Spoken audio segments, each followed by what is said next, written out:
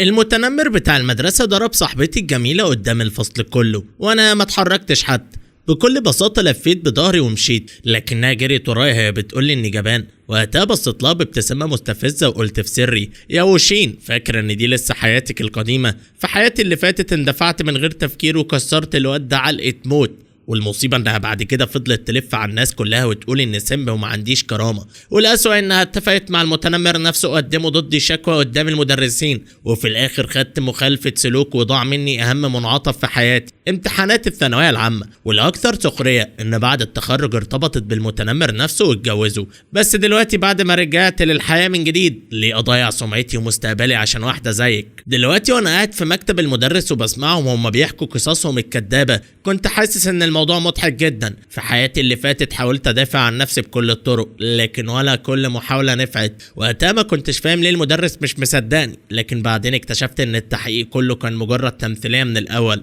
براد ستون ابن وكيل المدرسة والمدرس عارف ده كويس جدا، يعني مهما شرحت ما كانش هيحصل اي فرق. الطرف التاني عمره ما كان هيتعاقب، وجيسيكا لين اصلا ما كانتش في صفي. خلاص انتوا الاتنين اتفضلوا ارجعوا فصلكم. اول ما جيسيكا خلصت كلامها مستر سوليفان هز راسه فورا: ايثان ووكر، اعمل فيك ايه بس؟ درجاتك كويس، ازاي تغلط الغلطه دي في اهم سنه؟ حتى لو بتحب جيسيكا لين كنت استنيت لما تخلصوا دراسه. الضرب غلط، فاهم؟ العقوبه بتاعتك اتحددت خلاص، هتكتب اقرار اعتذار 1500 كلمه، والعقوبه هتتعلن قدام المدرسه كلها. فاضل شويه فوق ال100 يوم على الثانويه. انت فعلا عايز تضيع مستقبلك عشان حاجه زي دي؟ فضلت باصص له ببرود وقلت لا. اول ما سمعني اتعصب فورا وقال: ايه اللي قلته؟ رافض. انت مدرك حجم غلطتك؟ الخناقات غلط من الاساس، واحنا قبل الثانويه على طول، وكون اهل الطرف التاني ما بلغوش الشرطه دي لوحدها رحمه. وبعدين سواء كتبت الاعتذار او لا، العقوبه هتحصل، ولو مصمم ما تعترفش بغلطك يبقى هنستدعي اهلك. وقتها ابتسمت بسخريه. مدرس فتح بيانات اولياء الامور على الكمبيوتر وطلع رقم امي واتصل بيها فورا. بصراحه ما بقاش فارق معايا مقارنة بكل العذاب اللي شفته في حياتي اللي فاتت. حتى لو سقطت فعلا وخيبت امل اهلي، مفيش حاجة تقدر تخوفني تاني. مهما قلته انا مش هكتب اي اعتذار، نفس الكلام اللي قلته قبل كده. انا ما غلطتش، والحقيقة يا استاذ انت عارفها اكتر مني. عاقبني زي ما انت عايز، مش فارق. وبعدها لفيت ومشيت من المكتب على طول. هو انا بهزر؟ انا واحد راجع للحياة من جديد، اخاف من واحد زيك ليه؟ دلوقتي وانا راجع للسنة النهائية مرة تانية مستحيل اوطي راسي واعترف بغلط ما عملتوش. وقتها لما ضاعت مني الثانوية الضربة كانت قاسية جدا. كل أسئلة الامتحانات لسه محفورة في دماغي، وأقسم إني هرجع آخد كل مجد كان المفروض يبقى ليا. أول ما رجعت الفصل لقيت الدنيا مقلوبة. الشباب اتلموا حواليا يسألوني حصل ايه؟ عملوا معاك ايه؟ ضحكت وقلت يعني هيعملوا ايه؟ عايزين نكتب اعتذار واعتذر وتتعلن عقوبتي قدام المدرسة. بس قلت لهم اني مش هكتب حاجة. قعدت في مكاني وطلعت الكتب وبدأت اراجع بجد عشان اثبت المعلومات اللي فاكرها. جنبي كيفن بارك رفع لي ابهامه وقال هو بيضحك جامد. والله رفضت الاعتذار. والمدرس قال لك ايه؟ هزيت كتفي ببرود وقلت هيكلم اهلي. لكن جيسيكا لين اول ما سمعت كده اتوترت جدا، قامت فورا ومسكت دراعي وطلعتني بره الفصل. بدأت تتكلم بخوف: ازاي ترفض طلب المدرس؟ لو الموضوع كبر هيبقى كارثه. انا عارفه انك زعلان انك كدبت، وانا اسفه والله ما كنت عايز اعمل كده، بس فكر شويه. تحب احنا الاتنين نتعاقب ولا انت لوحدك؟ عايزني انا كمان اتعاقب؟ ده اللي هيبسطك؟ كانت عامله نفسها غلبانه وبتحاول تقنعني اشيل الليله كلها لوحدي. في حياتي اللي فاتت كنت غبي وصدقت كلامها المعسول، وفي الاخر شلت كل حاجه فوق دماغي لوحدي وطلعت اكبر مغفل. بس المره دي مستحيل اغلط نفس الغلط. قلت لها ولو فضلت رافض. وبعدين مش انت قلتي لي انك ما بتحبيش براد ستون؟ ليه بتدافعي عنه؟ اتلخبطت بسرعه وقالت انا مش بدافع عنه، انا بس مش عايزه الموضوع يكبر. لو مش عايز تكتب الاعتذار انا ممكن اكتبه لك، بس اعترف بغلطك قدام المدرس وخلاص الموضوع ينتهي. لازم يعني ندخل الاهالي في القصه؟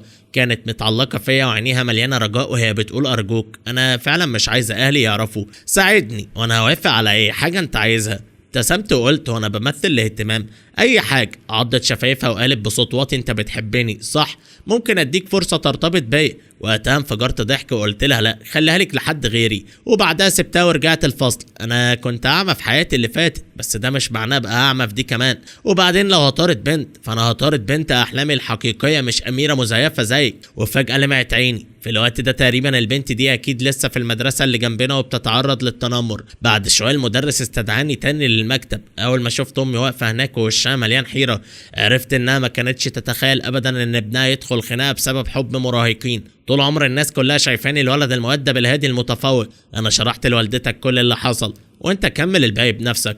امي السيده ووكر تنهدت وخدتني على جنب في المكتب وبدات تسالني. قربت منها وقلت بهدوء يا امي دي الحقيقه كلها، وحكت لها كل حاجه بالتفصيل. في الاخر طلعت الموبايل ووريتها الرساله اللي جيسيكا كانت بعتها لي. امي اتعصبت جدا. بعد كل ده طلع ابنها مظلوم فعلا. رفعت الموبايل قدام مستر سوليفان وقالت بغضب ازاي بنت تكذب بالشكل ده؟ ابني فعلا ما كانش بيكذب، هو ما راحش عشان شاف بوست على السوشيال ميديا ولا حاجه. البنت دي بنفسها قالت له انها بتتعرض للمضايقه وابني تدخل بس لانه ما قدرش يقف يتفرج. مستر سوليفان فتح عينيه بدهشه هو كمان، واضح انه ما كانش متوقع يشوف شات زي ده، لكنه جز على اسنانه وقال تمام الكذب غلط، بس الحقيقه ان ايثان ووكر ضرب حد، والولد اللي اتضرب لاعب العاب قوه، ولو ايده ورجله اتصابت مش ده ممكن يضيع مستقبله الدراسي. وبعدها بص لي تاني وقال بنبره تانيب ايثان ووكر انا كل اللي طالبه منك انك تعترف انك غلطت لما ضربت حد، مهما كان السبب ما ينفعش تضرب الناس صح؟ جيسيكا لين كذبت وطبعا المدرسه هتعاقبها على ده، لكن بعيد عن كل ده انت برضه غلطان مش كده؟ ضحكت وقلت بعيد عن كل ده والله حضرتك حاجه عجيبه فعلا، مين كان يصدق ان مدرس يقول كلام زي ده؟ يا استاذ لو هنشيل الحقيقه على جنب يبقى انا ممكن اقول ان امبراطور الصين هم اللي غلطوا، ليه انا الوحيد اللي بيتعاقب؟ ما تيجوا نعاقبنا احنا الثلاثه مع بعض وانا ما عنديش اي مشكله يتعلن الموضوع قدام المدرسه كلها. مستر سوليفان اتعصب جدا وقال بصوا الولد ده غلطان ومش عايز يعترف بغلطه وكمان بيرد على مدرسه. على كده بقى اعتذار 1500 كلمه مش كفايه، هتكتب 3000 كلمه وهتتعرض للنقد قدام المدرسه كلها. واضح انك ما عندكش اي ندم. ابتسمت له وقلت يا استاذ برادستون اكيد مش هيتعلن اسمه قدام المدرسه صح؟ انت متاكد فعلا انك تستحق تبقى مدرس؟ اول ما سمع كده قام واقف مره واحده وهو بيزعق ايثان ووكر انت كمان بتغلط في مدرسك، شوفوا الولد ده. وبعدها لف لامي وقال حضرتك شايفه بنفسك شايفه اسلوبه، انا مش هتعامل مع الموضوع ده تاني، خليه يروح على مكتب الوكيل. وانا في سري بقوله ايه يعني لما اروح لمكتب الوكيل؟ فاكرني مش عارف ان برادستون ابن الوكيل اصلا؟ هو يعني هيعاقب ابنه؟ الكلام ده قلب الموضوع كله. وبعد نص ساعه كنا قاعدين في مكتب الوكيل، والوكيل دين هو اللي عامل نفسه صارم وقال انا سمعت كل اللي حصل في مكتب المدرس، حضرتك اكيد والده ايثان ووكر. سيبينا دلوقتي من مين صح ومين غلط، خلينا نتكلم عن الاسلوب. ابنك رد على المدرس والمدرس اتعصب لدرجه ان قلبه وجعه، هل ده ينفع؟ وبعدين انت قلت ان انا بسيب ابني من العقاب، ابني لما يغلط بيتشتم ويتضرب عادي جدا، وانا اول ما ارجع البيت هربيه بنفسي. لكن خلينا واضحين، ايثان ووكر لازم يعتذر للمدرس ولازم يقف قدام المدرسه كلها ويقرا اعتذار 3000 كلمه. اسلوبه زاد عن حد، ولو مش قادر يعترف بغلطه ويغير طريقته يبقى مدرستنا مش هتقدر تكمل تعليمه. اول ما امي سمعت الجمله الاخيره فورا اتوترت وقالت يعني ايه الكلام ده؟ هتفصلوا ابني ده في سنه ثالثه ثانوي. دين هور رد بعصبيه وقال شوفي ما عندوش اي احترام للمدرسين، وكمان قال ان المدرس ما يستحقش يبقى مدرس. ازاي نعلم طالب زي ده؟ مش اننا مش عايزين، احنا فعلا مش قادرين. امي حاولت تشرح وقالت انا عارفه ان ابني عنيد شويه، لكن قبل ما اكمل كلامها دخلت انا وقلت يا امي الموضوع مش مستاهل، لو حصل هحاول مدرسه وخلاص، اصلا زهقت من المدرسه الاولى دي، المدرسه الثانيه اللي جنبنا شكلها احسن. دين هول كان هيطق من الغيظ واشار عليا وقال شفت ابنك انا مديه اخر فرصه، يا اما يكتب الاعتذار بجديه يا اما يسيب المدرسه. ابتسمت وقلت في سري اصلا انا مش عايز اكمل في المدرسه التعبانه دي. اول ما الخبر انتشر الفصل كله اتقلب، انت اتجننت تحويل دلوقتي؟ طيب والثانويه؟ اكتب الاعتذار وخلاص حتى لو مش مقتنع. كذا واحد من اصحابي حاول يقنعني ارجع في قراري لان الثانويه هي اللي بتحدد مستقبل الواحد كله. ساندي لويد قالت بضيق المدرس قال لو كتبت الاعتذار واعتذرت له الموضوع كله هيخلص، غير كده احنا ممكن ما ناخدش حصه الكيمياء اصلا. واحده تاني قالت بالظبط انت اتعاقبت عشان اتخانقت، ماشي بس ليه تضرنا كلنا معاك؟ مش قادر تعتذر وخلاص ليه الفصل كله يضيع بسببك؟ وجيسيكا لين قالت اصلا ان المدرس ما بقاش زعلان بس انت لازم تعاند، وبعدين مش شايف انك بتورط جيسيكا هي كمان؟ مش كفايه انك اتعاقبت لوحدك، دلوقتي اهلها بيطلبوا للمدرسه بسببك، مبسوط كده؟ بص جيسيكا بتعيط واهلها جايين المدرسه، انت ازاي راجل وتخلي بنت تعيط بالشكل ده؟ وفجاه الفصل كله سكت. نائب المدير جرانت كح مرتين وقال مين؟ ايثان ووكر، تعالى معايا بره شويه. كل الفصل بصلي بنظرات غريبه وخرجت معاه بره الفصل عشان نتكلم لوحدنا. كنت فاكر انه هيحاول يهديني، لكن اللي حصل كان محاضره كامله. فضل يقول لي حتى لو المدرس غلطان ما ينفعش تغلط فيه، وسالني اذا كنت فاكر نفسي مميز عشان درجاتي حلوه شويه. وبعدها رفع صوته وقال بعصبيه المدرسه الاولى مش محتاجه طالب زيك، لو مش عاجبك التعليم هنا امشي. بصيت له ببرود وقلت ماشي. الراجل كان هيشرق من العصبيه، واضح ان اول مره يشوف طالب بالبرود ده، فزعق وقال يبقى اطلع من المدرسه. في اللحظه دي اهل جيسيكا وصلوا، واول حاجه عملوها انهم ما لموش بنتهم اصلا، بالعكس بداوا يبعدوا عنها اي غلط ويوجهوا الاتهام ليها مباشره. قالوا انت مين اصلا عشان تتهم بنتنا بالكذب؟ يا استاذ الولد ده لازم ينتقل من الفصل. ما ينفعش يقعد مع جيسيكا يستمر يضايقها. اول ما امي سمعت الكلام ده اتعصبت جدا وكانت هترد، لكني قطعتها وقلت انا هسيب المدرسه اصلا يا امي، ما تقلقيش درجاتي هتبقى احسن لما امشي من هنا. وقتها مدرسه الفيزياء مس كوين تنهدت وقالت يا خساره، كان في اولمبياد فيزياء الشهر الجاي وكنت ناوي ارشحك فيه. المسابقه دي فرصه ممتازه، ولو كسبت فيها ممكن تاخد درجات اضافيه في الثانويه، في مكان واحد بس لكل فصل، ولو انت مشيت المكان هيروح لجيسيكا لين. ام جيسيكا دخلت بسرعه وقالت بابتسامه وقحه بجد المسابقه دي بتدي درجات اضافيه؟ طب ما جيسيكا تجرب. مس كوين ابتسمت باحراج وقالت بصراحه درجاتها في الفيزياء متوسطه، بس بعد يومين اخدت استماره ترك المدرسه ورحت لمستر سوليفان عشان يمضيها. بص لي بعدم تصديق وقال انت فعلا ضيعت مستقبلك بايدك، عمري ما شفت طالب زيك، درجاتك اصلا كانت كويسه وكنت ناوي ارشحك لاولمبياد الكيمياء، بص لنفسك دلوقتي. رديت ببرود وقلت يا استاذ لو اعتذرت لي دلوقتي ممكن افكر واكمل واساعدك تكسب اولمبياد الكيمياء،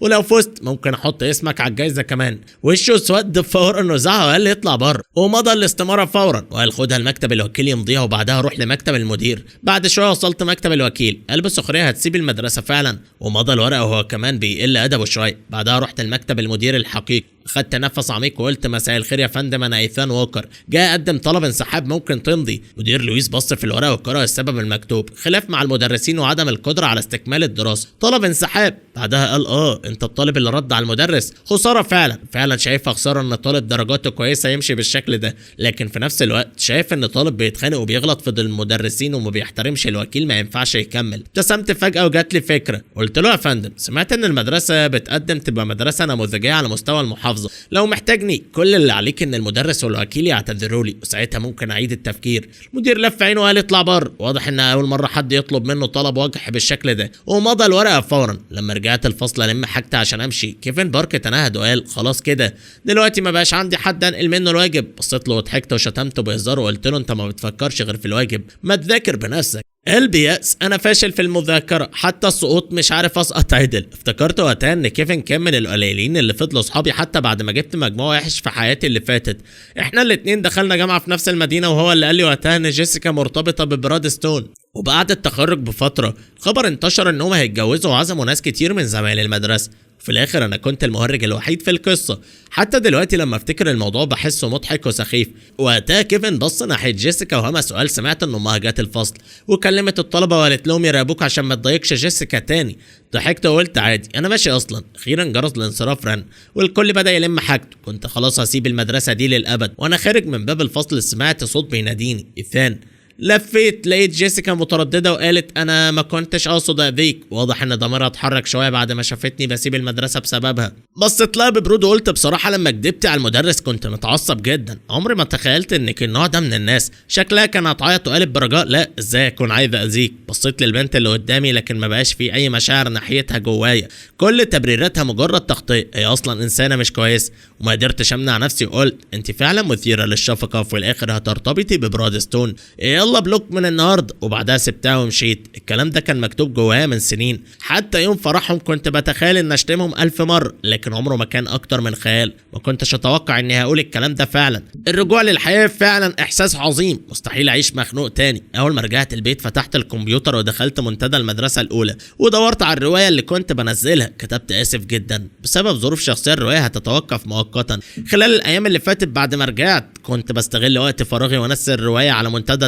المدرسه، مجرد تسليه عشان اشوف عندي موهبه كتابه ولا لا، لكن ما كنتش متوقع النقل يحصل بالسرعه دي. وبما اني سبت المدرسه ما بقاش ليها لازم اكمل تنزيل هناك، فنزلت اعتذار للقراء. اول ما نزلت البوست التعليقات انهالت ليه الوقف فجاه، ارجع بسرعه. بصيت للتعليقات وابتسمت، شكلي فعلا عندي موهبه. بسرعه جه يوم الاثنين واتنقلت رسمي من المدرسه الاولى للمدرسه الثانيه. صحيح مستوى المدرسين قريب من بعض، لكن نسبه دخول الجامعه في المدرسه الثانيه اقل شويه. جدي من الكرسي الامامي قال هو متضايق، انت فعلا بتعرف تعمل مشاكل، خوفت جدك عليك. الحمد لله ان المدرسه الثانيه وافقت تاخدك والا كنت كسرت رجليك. بعد شويه العربيه وصلت قدام بوابه المدرسه الثانيه. عشان درجاتي كويسه اجراءات النقل خلصت بسرعه واتحدد فصلي. فصل علمي 4 كان افضل فصل علمي هناك، ومدرسه الفصل مس لامبرت كانت مدرسة الانجليزي. الوكيل اخدني عندها وحكى لها تاريخ العظيم كله وبعدها مشي. اما انا فطلبت طلب صغير وقلت يا ابله ينفع اقعد جنب ميابل؟ مس لامبرت استغربت شويه وقالت انت تعرفها؟ قلت واحد صاحبي القديم يعرفها. ابتسمت وقالت ماشي. واحنا ماشيين وصلنا باب الفصل وكان مدرس الرياضه مخلي الطلبه يحلوا الامتحان.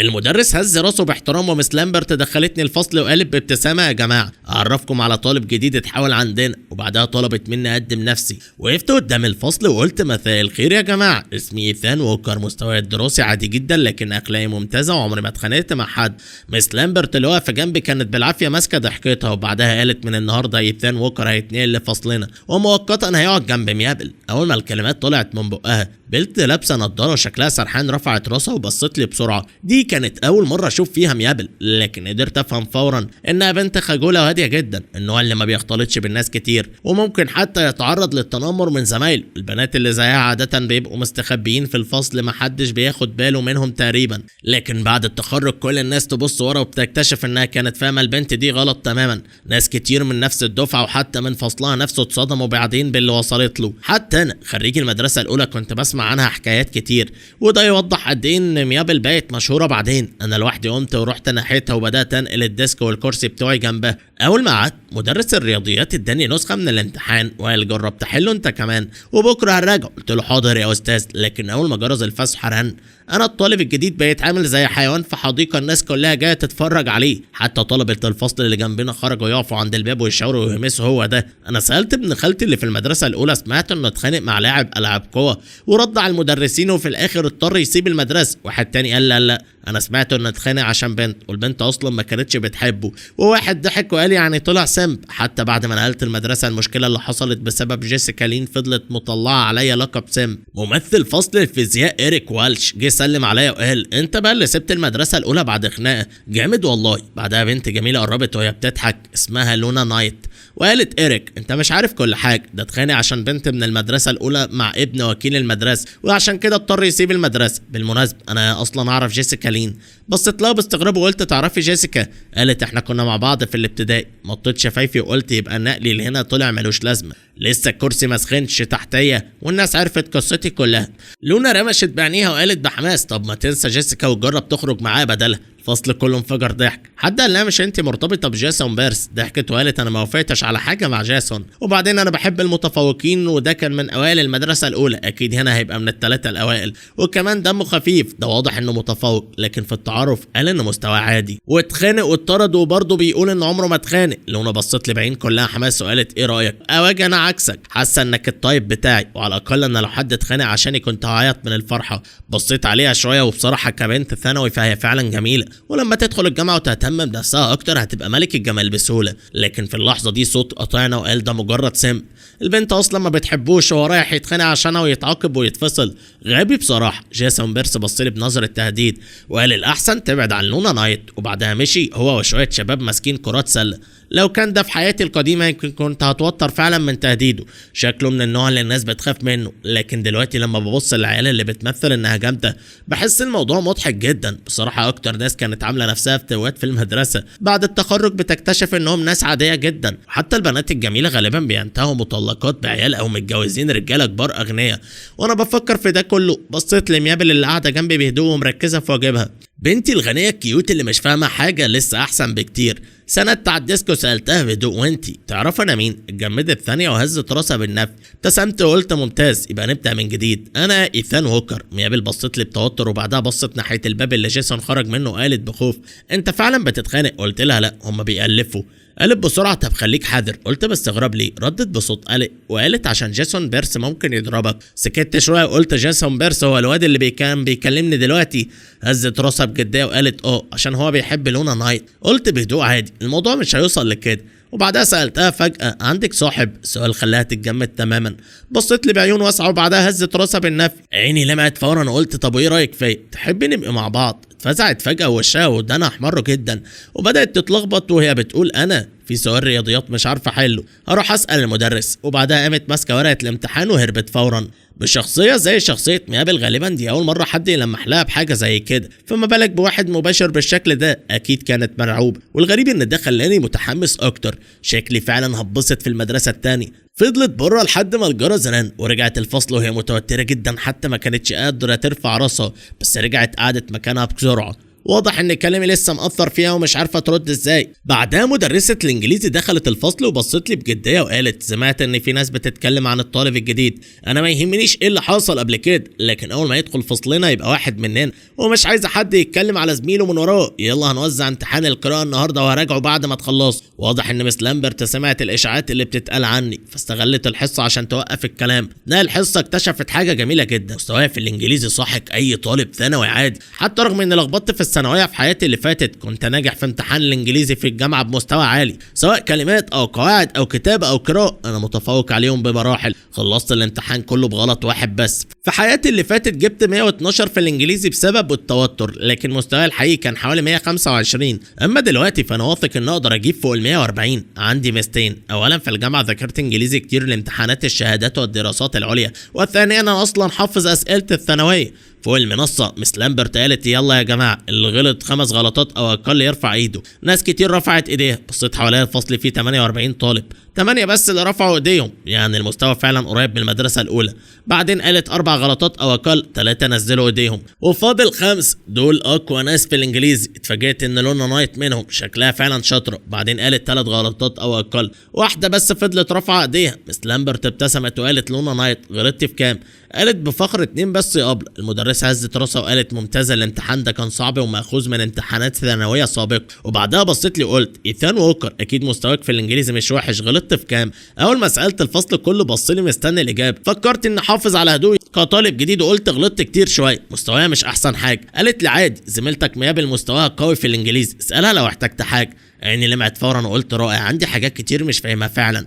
ميابل اتوترت وقالت بسرعه يا ابله انا مش بعرف اشرح لحد، واضح انها لسه مرعوبه مني. وقتها لونا دخلت بسرعه وقالت انا ممكن اشرح له يا ابله، انا ممثله الانجليزي. وبعدها غمزت لي وهي فاكره نفسها كيوت. ابتسمت وقلت لها شكرا ميابل تكفيني. في اللحظه دي جاسون بيرس قالوا هو مرمي على الكرسي، وده اللي بيقولوا عليه متفوق. طلع عادي، اللي يغلط اكتر من 5 غلطات في الامتحان ده مستواه تحت ال 120 غالبا. كنت فاكر اوائل المدرسه حاجه كبيره. لونا بصت له بضيق وقالت بطل استهداف للولد الجديد، هو ترتيبه العام قوي، مش لازم كل المواد، يمكن الرياضه عندك قويه زي ما عنده مواد تانية.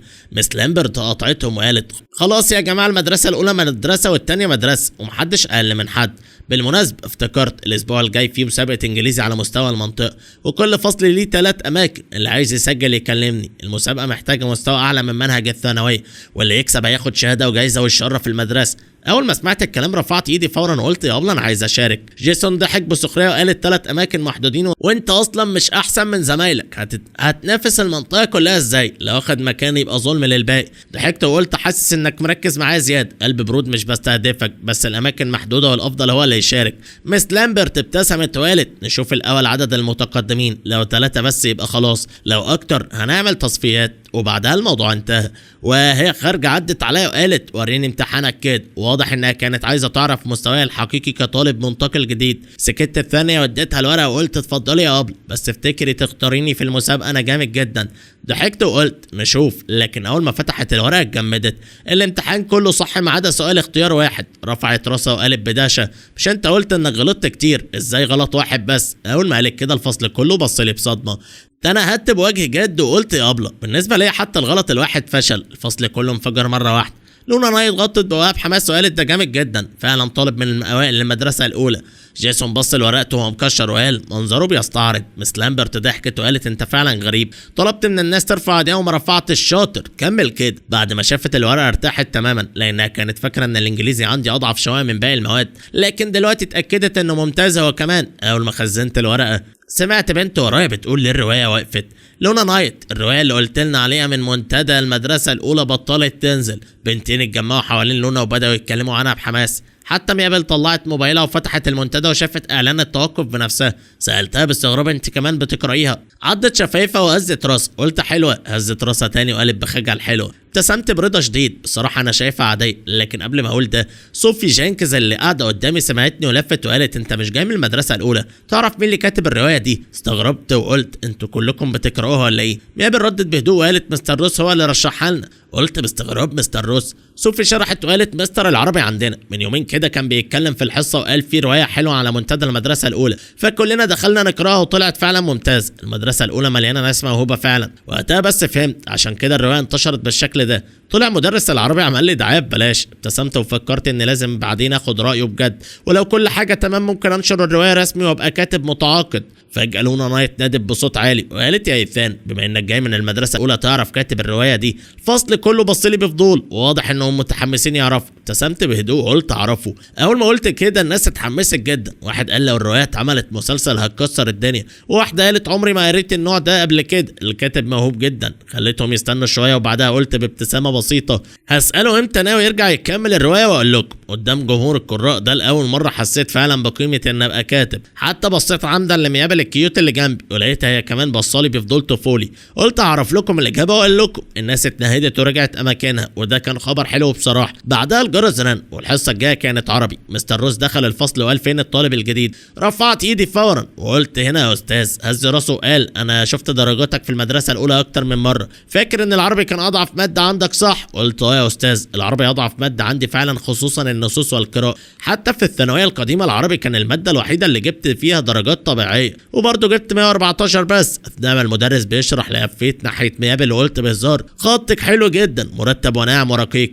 شبه خط البنات الجميله. اكيد شكلك حلو من غير النضاره. عضت شفايفها بخجل وواضح انها عمرها ما اتعكست قبل كده ودي اول مره حد يطاردها، ففضلت ساكته وعامله نفسها مش سامعه. لما شفتها مركزه ومتوتره ما حبيتش اضايقها اكتر فطلعت موبايلي وبدات اكتب الروايه. اخيرا الجرس رن ومستر روس نزل من على المنصه وبص على الموبايل ووشه اتقلب فورا. قلب عصبيه انت كنت على الموبايل طول الحصه. الفصل كله اتحمس يتفرج لان اللي حواليا كانوا شايفيني فعلا طول الوقت على الموبايل. واخيرا اتقفشت. هزيت راسي قلت بصراحه انا مش بحب العربي قوي. مستر روس قال بوجه صارم اطلع بره. الفصل كله انفجر كلامه همس. اول ما خرجنا بره فضل مكشر وقال ليه بتلعب على الموبايل؟ انت بنفسك قلت العربي اضعف ماده عندك، مش المفروض تركز اكتر؟ ابتسمت بهدوء قلت يا استاذ العربي مش ضعيف للدرجه دي، انا عملت كده عمدا. عندي طلب، عايز حضرتك تسمح لي اكتب حاجه اثناء حصتك من دلوقتي. كشر وقال تكتب ايه؟ اديته الموبايل. اول ما بص على الشاشه اتجمد مكانه. قلب دهشه دي مش استنى دي تكمله الروايه. ابتسمت وقلت يا استاذ الروايه اللي على منتدى المدرسه الاولى انا اللي كاتبها، كنت لسه بكتب الفصل الجديد دلوقتي. مستر روس اتصدم وقال انت اللي كاتبه، وبص كويس لان الاكونت اللي على موبايلي هو فعلا نفس الاكونت اللي بينزل الروايه. قلب صدمه بجد انت، وسحب نفس جامد لانه فعلا ما كانش متوقع ده خالص. تعبيره اتغير فورا من النقد والصرامه للاعجاب والمدح لانه اصلا كان بيحب الروايه دي والا ما كانش رشحها للفصل. مستر روس ابتسم وقال حتى كده ده ما ينفعش. انت اللي كاتب الروايه هي مكتوبه حلو بس برضه لازم تحضر الحصص، مجموع الثانويه مهم. فقلت له بصراحه انا مستواي في العربي قوي وانا ضامن ان اجيب 140 او اكتر في الجاوكاو. صدقني يا استاذ انا مش بهزر في مستقبلي. مستر روس عقد حواجبه وقال برضه لا الا لو قدرت تجيب المركز الاول على المدرسه كلها في امتحان المحاكاه المشترك يوم الجمعه، ساعتها ممكن افكر. فسالته الاول على المجموع ولا الاول في العربي؟ قال العربي طبعا، انت بتقول انك ضامن 145 في الجاكاو، خلاص حتى 135 تكفي. اول ما سمعت كده وافقت فورا وقلت اتفقنا. لو جبت الاول في العربي في امتحان المدارس الاربعه حضرتك تسيبني اكتب روايتي وقت الحصه؟ مستر روس سالني بتردد انت واثق؟ فضحكت وقلت واثق جدا كمان. امتحان المدارس الاربع ده كان امتحان مشترك بين ثانويه اولى وثانيه والثانويه التجريبيه ومدرسه واشي، وكل المدارس بتحل نفس الورق لان دول اصلا احسن 4 مدارس في المدينه من ناحيه نسب دخول الجامعات. ثانويه اولى وهواكسي كانوا اقوى مستوى، والثانويه الثانيه اقل منهم شويه، والتجريبيه اضعفهم. صحيح درجات الامتحان ده مش هي الجوكاوي الحقيقي بس الترتيب ده فيه ليه قيمه كبيره جدا لان الاوائل الامتحان المشترك كل سنه بيبقوا غالبا المرشحين للجامعات الكبيره. بعد كده مستر روس سألني بفضول بصراحة روايتك حلوة جدا، لازم تجرب تشارك في مسابقة الكتابة الجديدة. عيني لمعت فورا وقلت تقصد مسابقة مجلة سبراوت الأدبية؟ هز راسه وقال ايوه هي دي، تحب تشارك؟ سمعت ان شوية طلبة من ثانوية أولى قدموا وبياخدوا تدريب فردي. الإدارة اتكلمت عن الموضوع الأسبوع اللي فات. احنا اصلا ما كناش ناويين نشارك لان المسابقه صعبه جدا وفرص مدرستنا ضعيفه، بس انا شايف انك لازم تجرب. فابتسمت وقلت له هل ده هيفيد المدرسه في موضوع التحول لمدرسه نموذجيه على مستوى المحافظه؟ مستر روس استغرب شويه ان عارف الموضوع ده وقال اكيد طبعا، لو كسبت او حتى اخدت مركز سمعه المدرسه هتعلى جدا. قلت له فورا خلاص سجلني. فضحك وقال انت فعلا حالة ماشي، هنستنى نتيجه امتحانك، يلا ارجع الفصل. وانا خارج قال لي بالمناسبه امتى الفصل الجديد من الروايه؟ قلت له بكره غالبا هقدر انزل فصل جديد. اول ما رجعت الفصل شويه فضوليين اتلموا حواليا وقالوا ايه اللي حصل؟ مستر روس قال لك ايه؟ ولسه حتى الكرسي ما سخنش تحتي. لقيت مستر روس راجع الفصل تاني وقال في حاجه نسيت اقولها، امتحان المدارس الاربع يوم الجمعه ليه نظام جديد، محدش هيمتحن في فصله، كله هيتوزع على فصول تاني. ايثان ووكر مفيش مشكله عندك صح؟ اول ما قال كده ناس كتير بصت لي باستغراب ومش فاهمين ليه خصني بالكلام، فهزيت راسي وقلت بابتسامه تمام يا استاذ. اول ما خرج صوفي جينكز اللي قاعده قدامي لفت وقالت يعني ايه الكلام ده، وليه الاستاذ ثالك انت مخصوص؟ فضحكت وقلت له ولا حاجه، قلت له يسيبني في حالي وقت الحصه، فقال لو جبت الاول في العربي في امتحان المدارس الاربع يوافق، وانا وافقت. اول ما قلت كده عين صوفي وسعت بحماس وقالت يا نهار ابيض الاول على المدرسه انت بتهزر؟ حتى ميابل اتجمدت مكانها وبصت لي بذهول، من شويه بس كنت بطلب منها تديني دروس في العربي وفجاه بقت داخله اجيب الاول. فضحكت وقلت اهدوا بس، واحدة واحدة اصلا مش مضمون اجيبها. بعدين حسيت اني جعان وقلت هو مش الفسحة بدأت واقفين ليه؟ محدش راح ياكل. صوفي ضحكت وقالت مستنيينها، قالت ان ما عندكش كارت اكل واننا نستناك عشان ننزل سوا. فبصيت لميابل وقلت بهزار يا انسه بل انت طيبه قوي معايا، وده انا احمرت جدا وما قالتش حاجه بس نزلت راسها وطلعت علبه الاكل من الدرج. حصص الظهر كلها كانت امتحانات وورق واسئله من غير نهايه، وفجاه موبايلي رن برساله من كيفن بارك. يا عم ايه ده؟ انت طلعت فعلا في الفصل الرابع في الثانويه الثانيه؟ اتفاجئت انه عرف بسرعه كده. بعدها بعت وقال في صوره ليك على منتدى المدرسه وكل الناس بتسال انت نقلت ليه، في واحده زميله جيسيكا لين في فصلك. قلت له عارف، لونا نايت قالت لي، وبعدين بعت لي على فكرة الرواية اللي انت كاتبها على المنتدى شكلها ولعت. انا افتكرتها ترند وهمي بس بعد 4 فصول بس بقت حديث المدرسة كلها. النهاردة كل الفصل كان بيتكلم عليه الكاتب محدث، فسألته هم عرفوا انها بتاعتي؟ رد وقال لا محدش يعرف بس جيسيكا لين غالبا عرفت. حتى المدرس النهاردة كان بيسأل مين اللي كاتب الرواية، بيقول ان مسؤول من المحافظة حضر حصة بالصدفة وشاف الرواية وقعد يمدح فيها، والمدير عايز يحطها في مكتبة المدرسة كتذكار. اقول لهم انك انت اللي كاتب. في نفس الوقت كانت جيسيكا لين راحت بنفسها مكتب المدرس وقالت لمستر سوليفان انها تعرف مين اللي كتب الروايه. مستر سوليفان ابتسم وقال ممتاز، كنت عارف ان الروايه دي اكيد طالب من المدرسه اللي كتبها. المسؤول من وزاره التعليم شافها وعجبته جدا، والمدير عايز يستغل الفرصه ويعمل نادي ادب في المدرسه ويخلي الطالب ده يشارك تجربته. بالمناسبه هو من فصلنا صح؟ جيسيكا سكتت شويه وبعدين هزت راسها. مستر سوليفان ابتسم وقال مين بقى، لكنها ترددت لانها اصلا محتاره تقول ولا لا. بعد ما انا سبت المدرسه وفجاه نائب المدير جرانت اتصل يسال مين الكاتب، فمستر سوليفان رد بسرعه وقال ايوه طالب من فصلنا. وبعد ما قفل افتكر ان جيسيكا اصلا ما قالتش الاسم، فسالها تاني طيب مين؟ جيسيكا توترت وقالت بصوت واطي استاذ بلاش الموضوع ده. فضحك وقال بلاش ايه، انت اللي كتبتيها مثلا؟ فقالت بسرعه لا مش انا. قال لها امال قولي خايفه ليه؟ المدرسه مش هتعاقبه، بالعكس عايزين نشجعه. وفي الاخر ما لقيتش مفر وقالت بصوت واطي ايثان ووكر. مستر سوليفان اتجمد وقال ايه الروايه اللي على المنتدى كتبها ايثان ووكر؟ جيسيكا نزلت راسها وقالت ايوه تقريبا لان الاكونت بتاعه فعلا، وانا رجعت الشات القديم. مستر سوليفان اترعب ومخه وقف. ازاي يعني؟ درجات العربي بتاعته عاديه جدا والموضوعات اللي بيكتبها مش مميزه، ازاي يبقى هو؟ جيسيكا قالت بتوتر انا كمان مش فاهمه بس الاكونت فعلا بتاعه. مستر سوليفان مسك دماغه وقال لي ما قلتليش بدري قبل ما اكلم نائب المدير؟ دلوقتي انا قلت له ان الكاتب طالب من فصلي لان اصلا الطالب مش موجود في المدرسه دلوقتي، وكمان كان متخانق معاه قبل ما يمشي، فبقى الموضوع عامل زي صفعه على وشه. شد على اسنانه وقال طالما بطل يكتب خلاص اعتبروا انكم ما تعرفوش مين الكاتب، وانا هدبر اي حجه للاداره. افتكروا كويس محدش يقول ان ايثان ووكر هو الكاتب. جيسيكا كان نفسها تتكلم بس سكتت. مستر سوليفان فضل يفرك في دماغه بعصبيه وبعدين طلع موبايله وكلم نائب مدير جرانت وقال اسف جدا يا فندم، اتضح ان الروايه منقوله من مكان تاني ومفيش غير الجزء الصغير اللي نازل، عشان كده الطالب اتكسف يعترف. وبعد ما قفل تنهد بالراحه، لكن عشان يضمن اكتر ان محدش يربطني بالروايه راح بنفسه الفصل. وقتها مدرس الانجليزي كان داخل يبدا الحصه، فمستر سوليفان قال بسرعه بس كلمه صغيره موضوع روايه منتدى ثانويه اولى انتهى. مدير قال بما انها وقفت تحديث خلاص ننسى الموضوع ومحدش يتكلم عن الكاتب، وحتى لو حد يعرف مين هو ما يتكلمش. ركزوا في مذاكرتكم، امتحان المدارس الاربع قرب وكل واحد يركز يجيب نتيجه كويس. لكن اول ما مستر سوليفان لف عشان يمشي طالب فجأة نادى وقال استنى يا استاذ الرواية نزل منها فصل جديد من 5 دقايق. قلب مستر سوليفان وقع واتجمد مكانه كأنه اتصعق. قلب صدمة ايه؟ نزل التحديث؟ انت بتتكلم بجد؟ والطلبة فورا طلعوا موبايلاتهم وفتحوا المنتدى. فعلا رواية الطالب المنسحب من المدرسة اللي على منتدى الثانوية اولى بعد ايام من غير تحديث نزل منها فصل جديد.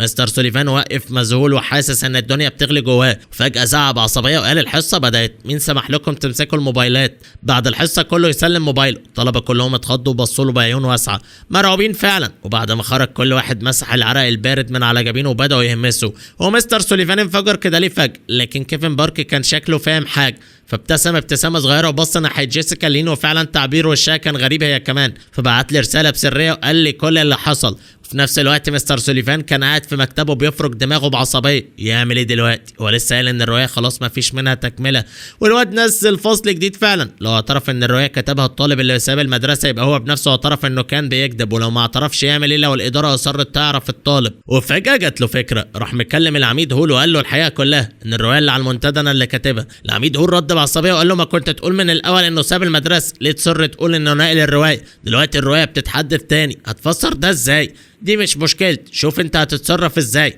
مستر سوليفان جز على اسنانه وقال اتصرف ازاي؟ اقول مثلا ان ابنك اتخانق مع طالب واتفق مع بنت من الفصل يلفقوا الكلام ضد ايثان ووكر لحد ما اضطر يسيب المدرسه. الخط سكت فجاه، وبعدها صوت العميد هور برد وبقى بارد جدا وقال انت عايز ايه؟ مستر سوليفان قال له عقد حواجبه نكلم المشرف على المنتدى ونقول اننا خايفين على الدراسه ويقفلوا حساب ايثان ووكر او يمنعوه من النشر. في نفس الوقت في الثانويه الثانيه الطلبه عرفوا ان الروايه نزل منها فصل جديد، فناس كتير طلعت موبايلاتها بسرعه عشان تدخل تقرا. وقتها إيريك والش مندوب الفيزياء جرى عليا وقال يا عم انت تعرف الكاتب ده صح، ممكن تقول له ينزل لنا بانتظام، كتابته جامده جدا. وفجاه ميابل شهقت وقالت اختفى. البوست اتمسح ليه؟ كل اللي حوالينا اتصدموا، من ثانيه بس كان موجود وفجاه اختفى. انا عقدت حواجبي وفتحت الاكونت بتاعي ولقيت فعلا البوست اتمسح، فضحكت نص ضحكه وقلت جامدين والله، ناويين يمسحوني من الوجود. صوفي جينكس سالت باستغراب يعني ايه؟ ولسه هرد لقيت مدرس الرياضه دخل الفصل، فبعت بسرعه رساله لكيفن بارك لكنه سباني وقال البوست اتمسح. شكله المدرس هو اللي عملها لانه لسه قال لنا محدش يتكلم عن الروايه.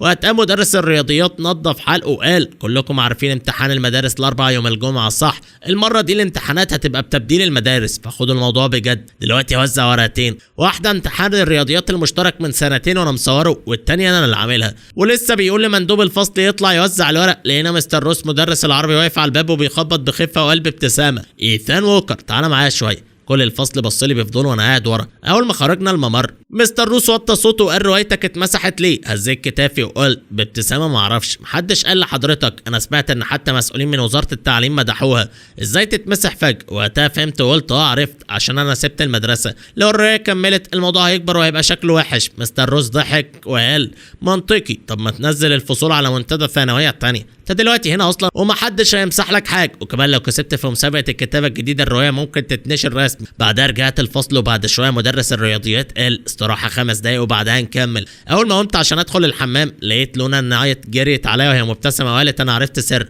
وبعدها قربت مني وهمست في ودني وقالت الروايه دي بتاعتك صح؟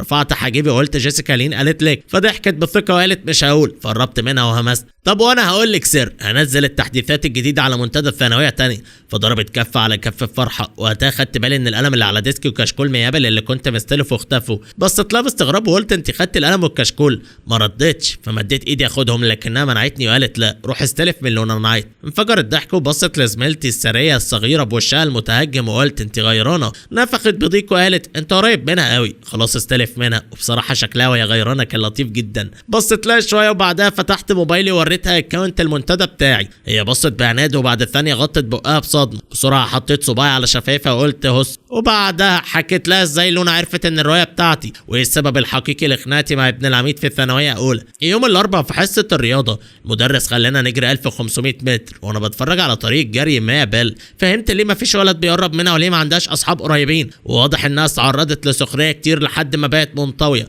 لكن دلوقتي حاسس اني اكتشفت كنز مستخبي، والاهم ان محدش عارف يقدر البنت الثريه دي. فقلت لنفسي من النهارده خليني انا اللي اهتم بيك. جريت جنبها على المدمار وكالعاده كان شكلها متوتر ومكسوف، نازله براسها وساكت. قلت لها وانا بجري جنبها تحب اشربك ايه؟ وبصراحه ما تسمعيش كلام حد. وقتها بس رفعت راسها بحذر ولسه شكلها خجول، وقالت بصوت واطي وهي بتجري انت مش بتضحك عليا؟ وبعد شويه الكل خلص جري، انا وميا وصوفيا قعدنا نرتاح مكاننا. فابتسمت وقلت تحبوا نلعب ريشه بعدين؟ الاتنين هزوا راسهم وقالوا بهدوء لا هنقعد شويه. والناس كلها كانت متفاجئه من اللي بعمله، لان ميا وصوفي كانوا من البنات اللي الكل شايفهم مش مرغوب فيهم، مش لانهم وحشين بس لانهم ما عندهمش جاذبيه البنات المعتاد. وقتها لونا ضحكت وقالت طب ما تيجوا تلعبوا معانا، وراحت دعت ميا وصوفي لعبه الريشه الصينيه، وانا استغليت الفرصه ونزلت فصول الروايه القديمه على منتدى الثانويه الثانيه. وكمان نزلت تحديث جديد. وانا بكتب رفعت عيني فجأة ولقيت ميا وصوفي راجعين ناحية مبنى المدرسة وشهم مقلوب. ميا كانت حتى بتمسح دموعها وهي ماشية. جريت وراهم بسرعة اسأل حصل ايه،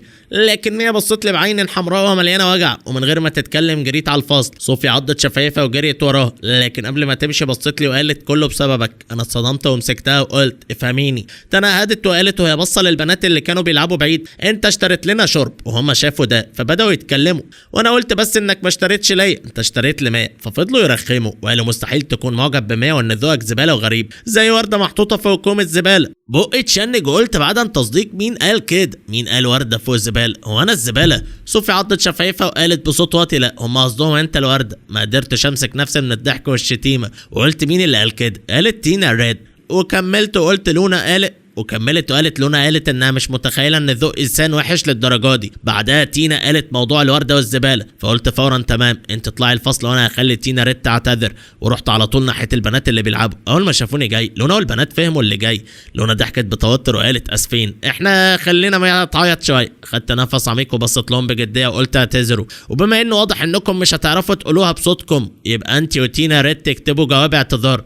لونا اتجمدت وقالت انا كمان اكتب. ليه؟ مش عايزه. كانت الغيره باينه في صوتها. بصيت لها بحده قلت لما اقول اعتذار يبقى اعتذار. عايز ابدا اشتم كمان. لونا اتخضت لدرجه انها ثبتت مكانها، حتى البنات اللي بعيد اتفاجئوا اني فجاه اتعصبت بالشكل ده. عين لونا احمرت وانفجرت في العياط وقعدت على الارض تمسح دموعها. الولاد اللي بيتفرجوا بداوا يتهامسوا، وجيسون بيرس جري عليها وقال في ايه انت بتعيطي؟ هو ضايقك؟ لكنها هزت راسها وهي بتعيط وقالت مالكش دعوه. وبعدها بصت لي بغل وقالت بعينيها كل حاجه ولفت ومشيت. جيسون بص لي بعصبيه وقال لي اوعى تمشي بعد المدرسه. ومن بعد الموقف ده جو الفصل كله بقى غريب، الكل بيهمس خصوصا في اخر حصه مذاكره قبل الانصراف. صوفي بعتت ورقه لميا مكتوب فيها سمعت ان ايثان خلى لونا تعيط وجيسون قال هيحاسبه بعد المدرسه. ميا اول ما قرأت الورقه عضت شفايفها بتوتر وبصت لي وقالت بصوت واطي انت لازم تشوف ده. كانت عينيها مليانه قلق وقالت بهدوء انا اسفه يمكن لازم نقول للمدرس. لكني عقدت حواجبي وقلت فورا مستحيل، لو قلنا للمدرس هيجركي في الموضوع انت كمان، وانا مش عايزك تتورطي. بصراحه انا متخيل كويس جدا ايه اللي ممكن يحصل لو انا ولونا وميا وجيسون دخلنا كلنا في الموضوع وتشدينا عند المدرسين. حتى لو المشكله اتحلت الكلام والاشاعات حوالينا هتزيد اكتر واكتر. اصلا انا عشت الحوار ده قبل كده في حياتي اللي فاتت في ثانويه اولى. الكلام الفاضي والنميمه فعلا يقدروا يكسروا اي حد نفسيته ضعيفه، فما بالك بواحده زي ميا اللي اصلا متاذيه ومنطويه. مستحيل اسيبها تبقى تحت الاضواء بالشكل ده. ميا بصت لي بعينين مليانه خوف ووجع، وبعد شويه كتبت كام كلمه على ورقه وزحلقتها ناحيتي. خليني اروح اعتذر للونا. انا قلبت عيني وكتبت لها مستحيل عندي خطه. بصراحه في الخناقات اللي بره المدرسه دي ابسط واسرع طريقه انك تخليهم يعرفوا انك اشرس منهم، ساعتها هم بنفسهم هيتراجعوا.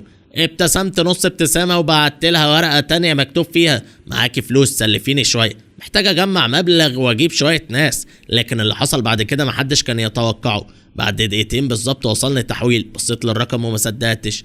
احاد عشرات مئات الاف عشرات الالاف. المبلغ كله كان عباره عن 286,751.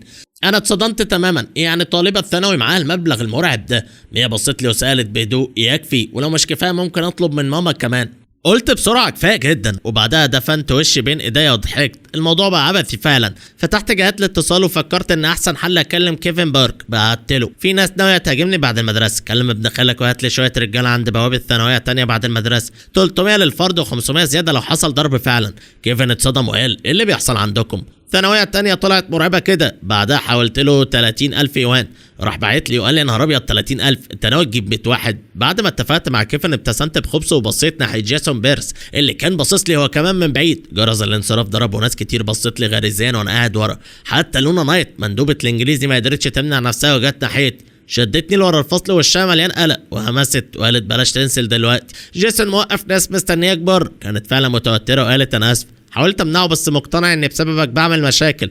لو مش هتعرف ترد عليهم اعتذر وخلاص. قبل كده واحد اتضرب بسبب حاجه زي دي. ضحكت وقلت ايه ده؟ انت قلقانه عليا؟ انت طالبه داخليه صح؟ افتكري بس تعتذر المية في المذاكره الليليه.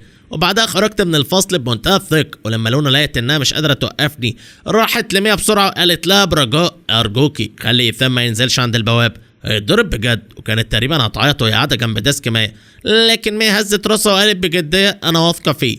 لونا قربت تتجنن وقالت دي مش مساله ثقه، ثان مش هيعرف يغلبهم. جيسون مجمع ناس كتير، خلاص انا غلطت واتكلمت غلط وكنت غيرانه شويه بس، لكن فعلا مش عايز اشوفه بيتضرب. انت قريبه منه صح، اقنعيه. ميا سكتت شويه وبعدها همست وقالت هو كمان جاب ناس. لونا مسكت دماغها بتوتر وقالت طب وهنعمل ايه دلوقتي، وكانت فعلا هتروح تبلغ المدرسين، لكن ميا اخدت شجاعه غريبه وقالت ما ينفعش، وقال ما نقولش للمدرس. عيني ميا وقتها كانوا ثابتين بشكل عمره ما حصل قبل كده. زمان لو اتحطت في موقف زي ده كانت هتوه، لكن دلوقتي هي قررت تثق فيا لان عارفه ان لو المدرسين تدخلوا دلوقتي كل اللي حضرته هيروح على الفاضي. لونا قالت بعصبيه انت اتجننتي، لو الموضوع كبر ايثان ممكن يترفد تاني. ميا اخدت نفس عميق وقالت بهدوء وعشان كده لازم نثق فيه، ما ينفعش نقول للمدرس. لونا فضلت بصه لميا بذهول كانها شايفه شخص تاني. وفي نفس الوقت وانا ماشي ناحيه بوابه المدرسه شويه طلبه كانوا ماشيين جنبي وقالوا انت مش خايف تنزل؟ الناس اللي مع جيسون معروفين. فضحكت وقلت هو جيسون فين اصلا؟ ردوا قالوا مش عارفين بس سمعنا انه راح يسال المدرس عن الواجب. استغربت شويه وقلت في سري بيجهز حجه يعني. ليه كارتر ضحك وقال انت ذكي فعلا عشان كده متفوق، بس بجد وطي دماغك واعتذر احنا زمايل، مفيش داعي تكبر الموضوع. تحب اكلم جيسون؟ انا حطيت ايدي في جيبي وما ردتش وكملت طريقي ناحيه البوابه. وبعد شويه شفت كذا سكوتر وموتوسيكل واقفين بره المدرسه، حوالي 7 أو 8 شكلهم شمامين وبلطجيه واقفين بيدخنوا. ليه خبطني على كتفي وضحك وقال انا همشي بقى بالتوفيق. واول ما بعد الشباب اللي بيدخنوا ركزوا نظراتهم عليا. واحد شعر اصفر فاتح قرب مني وقال انت تعالى هنا. الطلبه اللي خارجين من المدرسه اتخضوا وبعدوا بسرعه. الاشقر حط دراعه على كتفي وهو بيدخن وقال انت الطالب المحاول بتاع تالتة رابع صح؟ رفعت حاجبي وبصيت عليهم كويس، شكلهم بالظبط عيال المعاهد الصناعيه اللي سابوا التعليم، اكبر مني بسنتين 3 وراكبين سكوترات تعبانه وجايين يرعبوا طلبه عند باب المدرسه. ما قدرتش امنع نفسي من الضحك وقلت ايوه انتوا الناس اللي جاسون جابهم. الاشقر ضحك وقال لا يا عم احنا بس عايزين نتكلم. بصراحه اي طالب عادي كان هيترعب، خصوصا مع شعرهم المصبوغ والتاتو والسجاير واتنين ماسكين مواسير حديد وجردل. المنظر مرعب فعلا، لكن بالنسبه لواحد رجع للحياه زي الموضوع كان شبه نكته. فضحكت وقلت بس هو ده كل العدد؟ افتكرتهم جايبين ناس اكتر. الاشقر اتريق وقال بيج وي قال نايس شويه، واحد تاني قال باستفزاز فاكر نفسك مين مش مكفينك يعني. ولسه مخلص كلامه فجاه ناحيه موقف الاتوبيس ابن خال كيفن قال وهو ماشي هناك يلا بينا. وفجاه موجه ضخمه من الشباب اللي واقفين عند الموقف اندفعت ناحيه البلطجيه زي الطوفان. الطلبه واهاليهم اتصدموا تماما، الاهالي خبوا عيالهم وراهم وحتى عامل الامن على البوابه وقف مذهول وطلع موبايله يرتعش عشان يكلم الاداره. الشباب اللي جاسم جابهم اتجمدوا مكانهم. واحد منهم قال يا اخي هو دول كلهم عشان شويه عيال؟ واحد تاني قال احنا افتكرنا الموضوع كبير، طلع كام عيل صنايع جايين يرخموا على طالب. وقتها الاخ الكبير اللي مع الناس دي اللي اسمه الاخ 6 ابتسم اول ما شافني وقال ايثان صح دول بس، وانا كنت شايف صورته قبل كده من كيفن. فقلت حتى انا مستغرب، افتكرت هيبقوا 15 او 20 واحد. الواد اللي بيهددني اصلا راح يسال المدرس عن الواجب عشان يعمل لنفسه حجه. وضحكت وقلت اعملوا اللي انتوا عايزينه، في الاخر دي مشاكل ناس من بره ولو حد سال قولوا خناقه طريق. الاخ 6 ضحك بصوت عالي وقال تمام روح انت البيت. وبعدها رجالوا حصروا البلطجيه وقالوا مين اللي بعتكم يلا بعيد عن البوابه. وبعدها خدوا الشباب دول بعيد عشان يربوهم. وفي اللحظه دي العميد برايس وصل بوابه المدرسه بسرعه، لكنه اتفاجئ ان المكان هادي. قال باستغراب اللي حصل، مش قالوا في خناقه هنا؟ عامل الامن بلع ريقه وقال ايوه كان في طالب اتشد ولسه كنت هتحرك لقيت فجاه مجموعه كبيره جت جدا وخدت الشباب دول كلهم. العميد برايس سأل بسرعه حد من طلبتنا اتصاب؟ فرد الامن وقال اظن لا، الطالب نفسه ماشي. وقتها العميد اخيرا ارتاح وبعت فورا رساله في جروب المدرسين لكل مدرسي الفصول في الثانويه تاني. كان في ناس من بره المدرسه بيتخانقوا عند البواب، سالوا الطلبه لو حد يعرف حاجه او اتاذى ولو في اي اصابه بلغوني فورا. وفعلا كل المدرسين بداوا يبعتوا للطلبه يسالوهم، وبالليل وقت المذاكره فصل 3 4 كان مولع. حد كان مستخبي عند البوابه وصور البلطجيه وهم بيتسحبوا، وصور كمان الزحمه الضخمه اللي طلعت وخوفتهم لدرجه الرعب. الطلبه كلهم كانوا متحمسين. يا نهار ابيض افتكرنا ايثان هيتبهدل، طلع هو الزعيم الحقيقي. كل الفصل بدا يبص لي باعجاب، اصلهم كانوا شايفين جاسون بيرس اخطر واحد في الدفعه لانه من تانية ثانوي وهو بيجمع ناس ويتخانق مع الفصول التانية. لكن محدش توقع ان الطالب المتفوق المحاول من ثانويه اولى يبقى اشرس منه بكتير. لونا نايت تنهدت وكتبت ورقه ورميتها لجاسون. اول ما قراها اتعصب جامد وخبط كتبه على الديسك. وفي نفس الليله المدرسين نادوا على جيسون لمكتب الاداره، وفضل واقف هناك يكتب تعهد وورقه اعتذار طول المذاكره الليليه. وفي وسط المذاكره الليليه فجاه حد صرخ وقال بسرعه شوفوا الروايه اللي كانت على منتدى الثانويه اولى حد نزلها على منتدى الثانويه تانية. استنوا، والاي دي شكله مالوف. الكاتب كاتب انه تحول من ثانويه اولى لثانويه تانية وان التحديثات الجايه هتبقى هنا. فجاه البنات كلهم اتحمسوا. صوفي جينكس عينيها وسعت بصدمه ولفت بسرعه المياه اللي قاعده ورا وهمست. الكاتب بيقول انه تحول من ثانويه اولى لثانويه ثانيه. وبعدها بصت تلقائي على الديسك الفاضي اللي جنب مياه. كانت متوقعه ميا تتصدم، لكن بدل كده ميا هزت راسها بهدوء. صوفي شكت وقالت بجد ثانوكر هو اللي كاتب الروايه؟ الفصل كله لف ناحيتنا والدنيا انفجرت كلام. إيثان فعلا اللي كاتبها؟ يا نهار ابيض، مش كانوا بيقولوا حد من زمايله؟ استنوا، هو مش إيثان الوحيد اللي اتحول من ثانويه اولى؟ لونا ابتسمت وقالت يبقى اكيد هو. بعدها لونا وميا بصوا لبعض كانهم اكدوا سر بينهم، وفجاه تينا ريد جريت ناحيه لونا همست بخوف. هنعمل ايه؟ نروح نعتذر؟ حتى جيسون بيرس ما عرفش عليه، هو ممكن يبعت ناس يضربونا. لونا تنهدت وقالت لا مش هيعمل كده، بس برضه لازم تعتذري، اكتبي جواب اعتذار محترم. تينا هزت راسها بسرعه وطلعت كشكول ومزقت ورقه وبدات تكتب فورا. وبعد اول حصه مذاكره تينا قربت من ميا بتوتر وقالت انا اسفه، ما كانش المفروض اقول الكلام ده. وبعدها اديتها جواب الاعتذار. تينا اتجمدت مكانها وميا رفعت راسها باستغراب. لونا اخدت نفس وقالت بابتسامه خلينا نتنافس بعد، نشوف مين فينا هيكسب قلب إيثان ووكر. صوفي بقت فاتحه بقها ومش مستوعب، وميا نفسها اتصدمت، هي اصلا عمرها ما تخيلت ان ولد زي ممكن فعلا يعجب بيها. وفجاه حست انها داخل كانها طايره في الفضاء. تاني يوم اول ما وصلت المدرسه بقيت حديث المدرسه كلها. وانا ماشي في الطريق الطلبه كانوا بيبصوا ويهمسوا، لكن محدش عنده الجرأه يجي يكلمني مباشره. ولما دخلت الكافيتيريا قابلت ليو كارتر بالصدفه، بلع ريقه قلب احراج يا باج. اسف والله، انا اصلا مش قريب من جيسون قوي، وانا حتى حاولت امبارح امنعه بس ما كانش بيسمع. واضح انه عارف كل اللي حصل. الشباب اللي جيسون جابهم ما عرفوش يضربوني، بالعكس هم اللي بتمرمطوا. فضحكت وقلت ده مش اللي كنت بتقوله امبارح. ومن بعدها فضل طول الوقت يناديني يا بيج ويمدح الروايه، وقعد يقول كلام غريب عن ارواح شريره وصحراء وانمي وكائنات فضائيه. فقلت في سر ان الواد ده عجيب فعلا. رجعت الفصل ولقيت نفسي متحاصر من زمايلي، فضحكت وقلت ايوه خلاص هعترف انا اللي كاتب الروايه. وبعدها رجعت مكاني. اول ما قعدت اتفاجئت ان على الديسك طبق نودلز مقليه وعلبه لبن. خبطت صوفي اللي قدامي وسالتها مين حط ده هنا. بصت ناحيه ديسك مندوبه الانجليزي الفاضي وقالت غالبا لونا اللي جابته لك. وفي اللحظه دي ميا دخلت الفصل شايله فطار وكتب. اول ما قعدت خدت النودلز واللبن من على ديسك واديتهم لميا، وخدت انا النودلز اللي هي جايباها. ابتسمت وقلت يلا نبدل. ميا عقدت حواجبها وقالت ليه؟ قلت بجديه عايز اكل الاكل بتاعك، ريحته احلى. ميا اتجمدت شويه وما فهمتش ليه بتاعها يبقى ريحته احلى. وبعدها قالت ما كل نودلز يعني مفيش فرق. وبعدين قالت وما تضيعش اللبن اشربه. لكني قربت علبه اللبن من شفايفها بنفسي. بصيت لي باستغراب وبعد ثانيه عينيها وسعت فجاه وقالت انت بتحاول تتهرب من فلوسي صح؟ وبعد تفكير طويل اقتنعت ان زميلها النصاب بيحاول ياكل فلوسها كلها، والا ليه بيعملها بلطف من الصبح. انفجرت ضحك وقلت يا نسابيل وانا شكلي نصاب للدرجه دي؟ انا مش زعيم بس مستحيل انصب عليك انت بالذات. ما تقلقيش هرجع لك الفلوس بس مش دلوقتي. ميا نفخت خدودها وقالت دي كل الفلوس العيد والمصروف بتاعي. فضحكت وقلت طب خلاص الفتره الجايه انا اللي هتكفل باكلك ومصاريفك وبعدين هرجع لك فلوسك بفوائد. ميا عقدت حواجبها وقالت بجد؟ قلت ايوه من النهارده انت هتستخدمي كارت الاكل بتاعي، وكمان هعمل لك كارت عيله على ويتشات واحط لك مصروف. وبعدين سالتها 3000 يوان في الشهر كفايه؟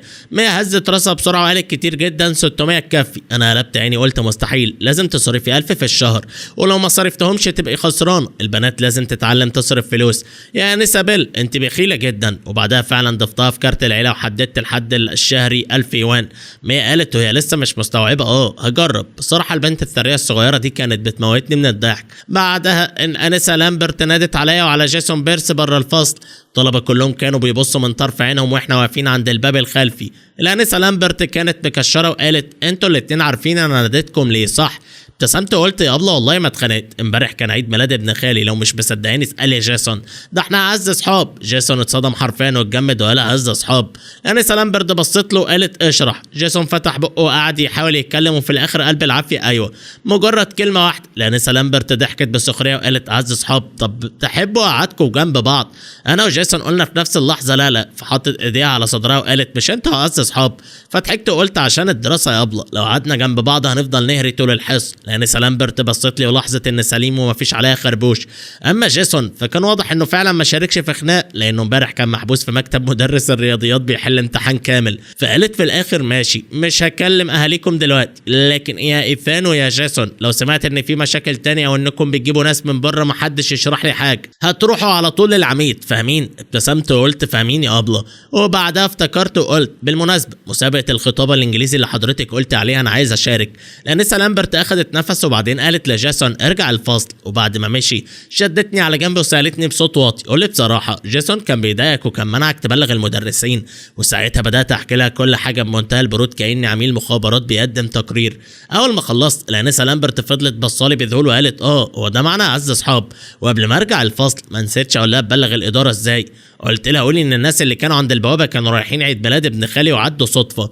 الانسه لامبرت ما قدرتش تمنع نفسها من الضحك. بعدها وقفت على المنصه وقالت بكره امتحان المدارس الاربع وهوزع بطاقات لامتحانات الظهر فخلوا بالكم منها. وبالنسبه لمسابقه الانجليزي في 3 بس قدموا فما فيش تصفيات، ايثان ووكر ولونا نايت وصوفي جنكيز. ابداوا حضروا من نفسكم. حفلة راس السنة كان كل فصل لازم يقدم عرضين على الأقل، فاللي عنده موهبة يسجل عند مسؤول الأنشطة. وفي نفس الوقت في ثانوية أولى الفصل كان مقلوب. سمعتوا الرواية اللي كانت على منتدى ثانوية أولى بقت تنزل على منتدى ثانوية تانية وبيقولوا اللي كاتبها طالب اتحول. سألت حد من ثانوية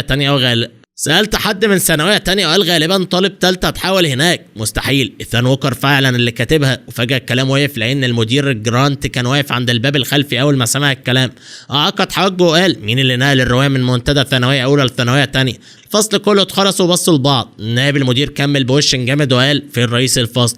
كريس بينت وقف وقال باحراج يا فندم والله ما اعرف، اصلا ما اعرفش مين الكاتب. نائب المدير استغرب وقال ازاي مش حد قال ان اللي كاتبها طالب من فصلكم؟ اول ما قال كده الفصل كله انفجر. يعني بجد ايثان ووكر هو الكاتب؟ كريس حك دماغه وضحك وقال يا فندم الروايه بتنزل على منتدى ثانويه تانية والكاتب انها الطالب اتحول من ثانويه اولى ولو من فصلنا يبقى اكيد ايثان. نائب المدير وقف يفكر وقال بس مستر سوليفان قال انه لا الطالب وان الروايه وقفت عشان مأثره على الدراسه. الطلبه كلهم هز راسهم وفجاه كيفن بارك وقف وقال يا فندم فعلا ايثان ووكر اللي كاتبها. لما المسؤول مدح الروايه سالت ايثان بنفسي. بعدين مستر سوليفان قال لنا نقفل الموضوع. وش نائب المدير اسود فورا وقلب برود فهمت كملوا مذاكره. وبعدها خرج. اول ما خرج الفصل كله انفجر حماس والكل اتلم على كيفن. ايثان بجد اللي كاتب الروايه. وفي نفس الوقت مستر سوليفان كان في المكتب بيرتب اوراق الامتحانات وفجاه نائب المدير دخل بوش مكشر وقال مستر فصل 3-2 تعالى بره شويه. وبعدها وقفوا عند الباب يتكلموا لوحدهم. نائب المدير قال بعصبيه ايه الروايه بقت بتنزل على منتدى ثانويه تانية. مستر سوليفان بدا يعرق. كان فاكر ان حذف الحساب هيوقف الروايه لكن ما كانش متخيل ان ببساطه هروح انزلها هناك.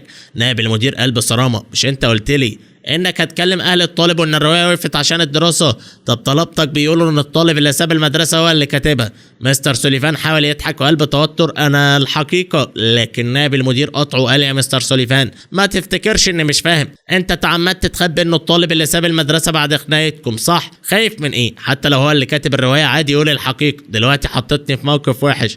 وبعدها كمل وقال انا بنفسي قلت لمسؤول الوزاره ان الدراسه اهم والروايه وقفت. وبعد كام يوم المسؤولين جايين يزوروا ثانويه تانية. انت مش فاهم الوضع. ثانويه اولى وثانويه تانية والتجريبيه ووشي بيتنافسوا على لقب المدرسه النموذجيه للمحافظه. ما ينفعش نديهم انطباع وحش. وبعدها قال بحده شوف حل بسرعه يا تخليه يرجع ينزل الروايه على منتدى الثانويه اولى يا توقفه خالص غير كده هنطلع مهزله. مستر سوليفان جز على اسنانه وقال دي غلطتي يا فندم اوعدك مش هخلي الثانويه اولى تخسر وشها. نائب المدير اخيرا هدي وخرج. وفي الحصه الثالثه مستر سوليفان وقف قدام الفصل وقال قبل الحصه عايز اسال حاجه مين هنا قريب من ايثان ووكر؟ الطلبه بصوا لبعض وفي الاخر كيفن بارك رفع ايده وضحك وقال انا قريب منه. حد تاني قال بهدوء جيسيكا لين. عين مستر سوليفان لمعت وقال صح جيسيكا انت قريبه من ايثان. كلميه واساليه لي وقف التحديث على منتدى الثانويه اولى وخليه يرجع ينزل هنا ويبطل ينزل على منتدى الثانويه تانية. جيسيكا ترددت وقالت بس يا استاذ هو دلوقتي بيدرس في ثانويه تانية طبيعي ينزل هناك مش هنا. مستر سوليفان قال بسرعه بس اقنعيه قولي له زمايله بيحبوا الروايه ما هو الكتابه هنا زي هناك. وانا وقتها كنت قاعد بذاكر عادي وفجاه وصلتني رساله من كيفن بارك الموضوع هيبقى تحفه. المدير جه لفصلنا النهارده يسال عن الروايه ومستر سوليفان طلب من جيسيكا تكلمك وترجعك تنزل الروايه عندنا. فضحكت وبعت له انا اصلا عملت لها بلوك. كيفن بعت عشان كده كانت متلخبطه شكلها اتكسفت تقول انك مساحه. وبعدها فعلا بدقيقه وصلتني اضافه صداقه جيسيكا لين تريد اضافتك. رفضتها فورا من غير تفكير وبعدها بصيت لميابيل اللي جنبي وقلت بابتسامه ما تنسيش انك عزماني السينما يوم السبت. ميا قالت ببراءة بس انا مفلسة دلوقتي. ضحكت جامد وقلت انت لطيفة بطريقة غبية، وبعدها قلت خلاص انا هعزمك، لكنها هزت راسها بسرعة وقالت لا عندي كارت العيلة مش كده، انا وعدتك اعزمك. وبعد 10 دقايق من الحصة البنت الثرية الصغيرة فجأة همست لنفسها وقالت استنى، ده مش يعتبر اني بعزمك، دي فلوسك اصلا، لازم انا اللي ادفع التذاكر. وانا كنت برمي على الديسك بضحك من كتر ما هي لطيفة. وفجأة مدرس الكيمياء نده عليا وقال ايثان ووكر. بتضحك على ايه؟ افتكرت وقتها ان انا في حصة فعلا، فقمت بسرعة وقلت بابتسامة افتكرت حاجة مضحكة يا أستاذ. ميا وشها أحمر جدا لأنها فهمت إني بضحك عليها ودفنت وشها في الكتاب. بعدها قلت كنت بحل مسألة كيمياء فيها بنانة. الفصل كله انفجر ضحك، ومدرس الكيمياء قلب عصبية ركز في الحصة وسيب الاختراعات دي لوقت الفراغ. وأخيرا جه وقت الغداء. أول ما الحصة خلصت لونا نايت جريت على ديسكي وقالت أنت بجد رفضت إضافة جيسيكا؟ أنا استغربت لحظة وبعدها فهمت وقلت هي كلمتك. لونا ضحكت وقالت أنت قلبك جريء قوي. لونا قالت وهي بتبص لي بضيق هي قالت إن عندها كلام مهم عايزة تقوله لك بس ضيفها تاني. رديت ببرود وقلت ملوش لازمه، يلا يا نسابيل نروح ناكل. ميا قالت بهدوء وقامت ماشيه ورايا. لونا اتصدمت شويه اصل دي اول مره حد يتجاهلها بالشكل الواضح ده. تينا ريد قربت منها وضحكت وقالت خلاص بقى ما تفضليش بصه، يمكن هو فعلا بيحب النوع ده من البنات. واحنا واقفين في طابور الكافيتيريا وانا محتار اكل ايه، فجاه لاحظت ان البنت الثريه الصغيره عينيها فيها دموع وهي بصالي. استغربت وقلت مالك حد ضايقك؟ وبعدها بصيت لصوفي اللي واقفه جنبنا وقلت بنص ضحكه هي مالها فجاه كده؟ صوفي هزت راسها. ميا فجأة سألت بصوت واطي وكأنها حاسة بالذنب هي حبيبتك القديمة في ثانوية أولى كانت حلوة قوي. فجرت ضحك فورا وقلت غيرة بقى. ميا عضت شفايفها وما قالتش حاجة بس عينيها كانت مركزة عليا بفضول شديد. بعدين قعدنا في ركن ناكل ونتكلم. صوفي سألتني على فكرة هتشترك في حفلة المواهب؟ حتى ميا بصت لي بفضول. سكت شوية وبعدها ابتسمت ممكن وممكن لا. فجأة صوفي قالت لي هقول لك سر، ميا كسبت المركز الاول في حفله المواهب السنه اللي فاتت. اتفاجئت بصراحه بينما ميا هزت راسها بخجل وفضلت تشاور لصوفي تسكت. صوفي ضحكت وقالت خايفه من ايه؟ دي موهبتك اصلا. وبعدها قالت لي السر الكبير ان ميا طالبه متخصصه بيانو. بعد الغداء وكم كلمه زياده عن الحفله ابتسمت وقلت خلاص هسجل نفسي في العرض. وفي نفس الوقت جيسيكا لين راحت مكتب المدرس وقالت يا استاذ اسفه، الحقيقه ان ايثان ووكر متضايق مني بسبب اللي حصل ومش عايز يكلمني، يمكن حضرتك تكلمه بنفسه. مستر سوليفان اتصدم وقال انتوا زمايل اكيد انت تعرفي تتعاملي معاه اكتر مني، مش كنتي قريبه منه؟ جيسيكا احمر وشها وقالت بصوت واطي ده كان زمان. مستر سوليفان حاول يقنعها وقال بصي الولاد سهل جدا تكسبيهم، وروحي قولي له كلمتين حلوين وشوفي هيعمل ايه، اعزميه على اكل وانا هحاسب. انا فعلا عليا جزء من المسؤوليه في موضوع انه ساب المدرسه، بصراحه ما عرفتش اتعامل صح من الاول. جيسيكا ردت بنبره فيها زعل. طب ليه حضرتك مش عايز تكلمه بنفسك؟ ما تكلمه مباشرة. مستر سوليفان اتجمد فتح بقه كأنه عايز يقول حاجة بس ما عرفش. فجأة جيسيكا اخدت شجاعة وقالت يا استاذ هو حضرتك مش قادر تنزل كبريائك؟ وش مستر سوليفان اسود فورا وقال بطلي كلام فارغ وارجعي فصلك. جيسيكا ردت بسرعة حاضر، لكن اول ما خرجت مستر سوليفان ندم فورا وضرب كفة على دماغه وقال يا نهار. وبعدها فتح قائمة ارقام الطلبة اللي على الكمبيوتر وفضل يبص على رقمي لكنه مش قادر يضغط اتصال. وبعد تردد طويل قرر ينادي كيفن بارك. كيفن دخل المكتب ووقف باحترام. مستر سوليفان ابتسم بالعافيه وقال انت كنت زميل ايثان ووكر في الديسك صح؟ اكيد علاقتكم كويسه. شوف لو تقدر تقنعه يبطل ينزل الروايه على منتدى ثانويه تانية ويرجع ينزلها على منتدى ثانويه اولى، او حتى نستنى لبعد الثانويه العامه. وبعدها ابتسم ابتسامه مستفزه وقال انا بس قلقان على مستواه الدراسي. كيفن سأله وهو فاهم كل حاجة يا أستاذ هو أصلا اتحول، أنت لسه قلقان على درجاته؟ وبعدين ما الكتابة هنا زي هناك هتأثر عليه برضه. مستر سوليفان كح وقال لا طبعا الموضوع مختلف بس شوف لو تقدر توصل معاه. كيفن ضغط شفايفه وقال ممكن أحاول بس عين مستر سوليفان لمعت وقال بس ايه قول. كيفن حك دماغه وضحك وقال انا لسه مديوله فمحرج اكلمه.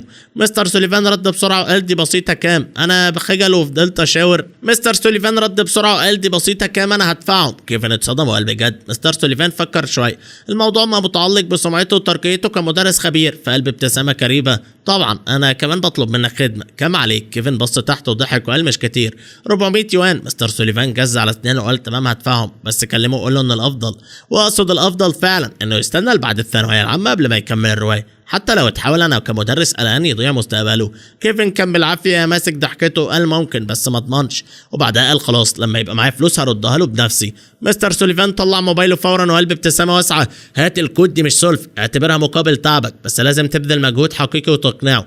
الروايه فعلا مأثره على دراسته. كيفن ضحك وقال متاكد مش هحتاج ارجعهم لك. مستر سوليفان قال بفخر انا راجل بكلمتي.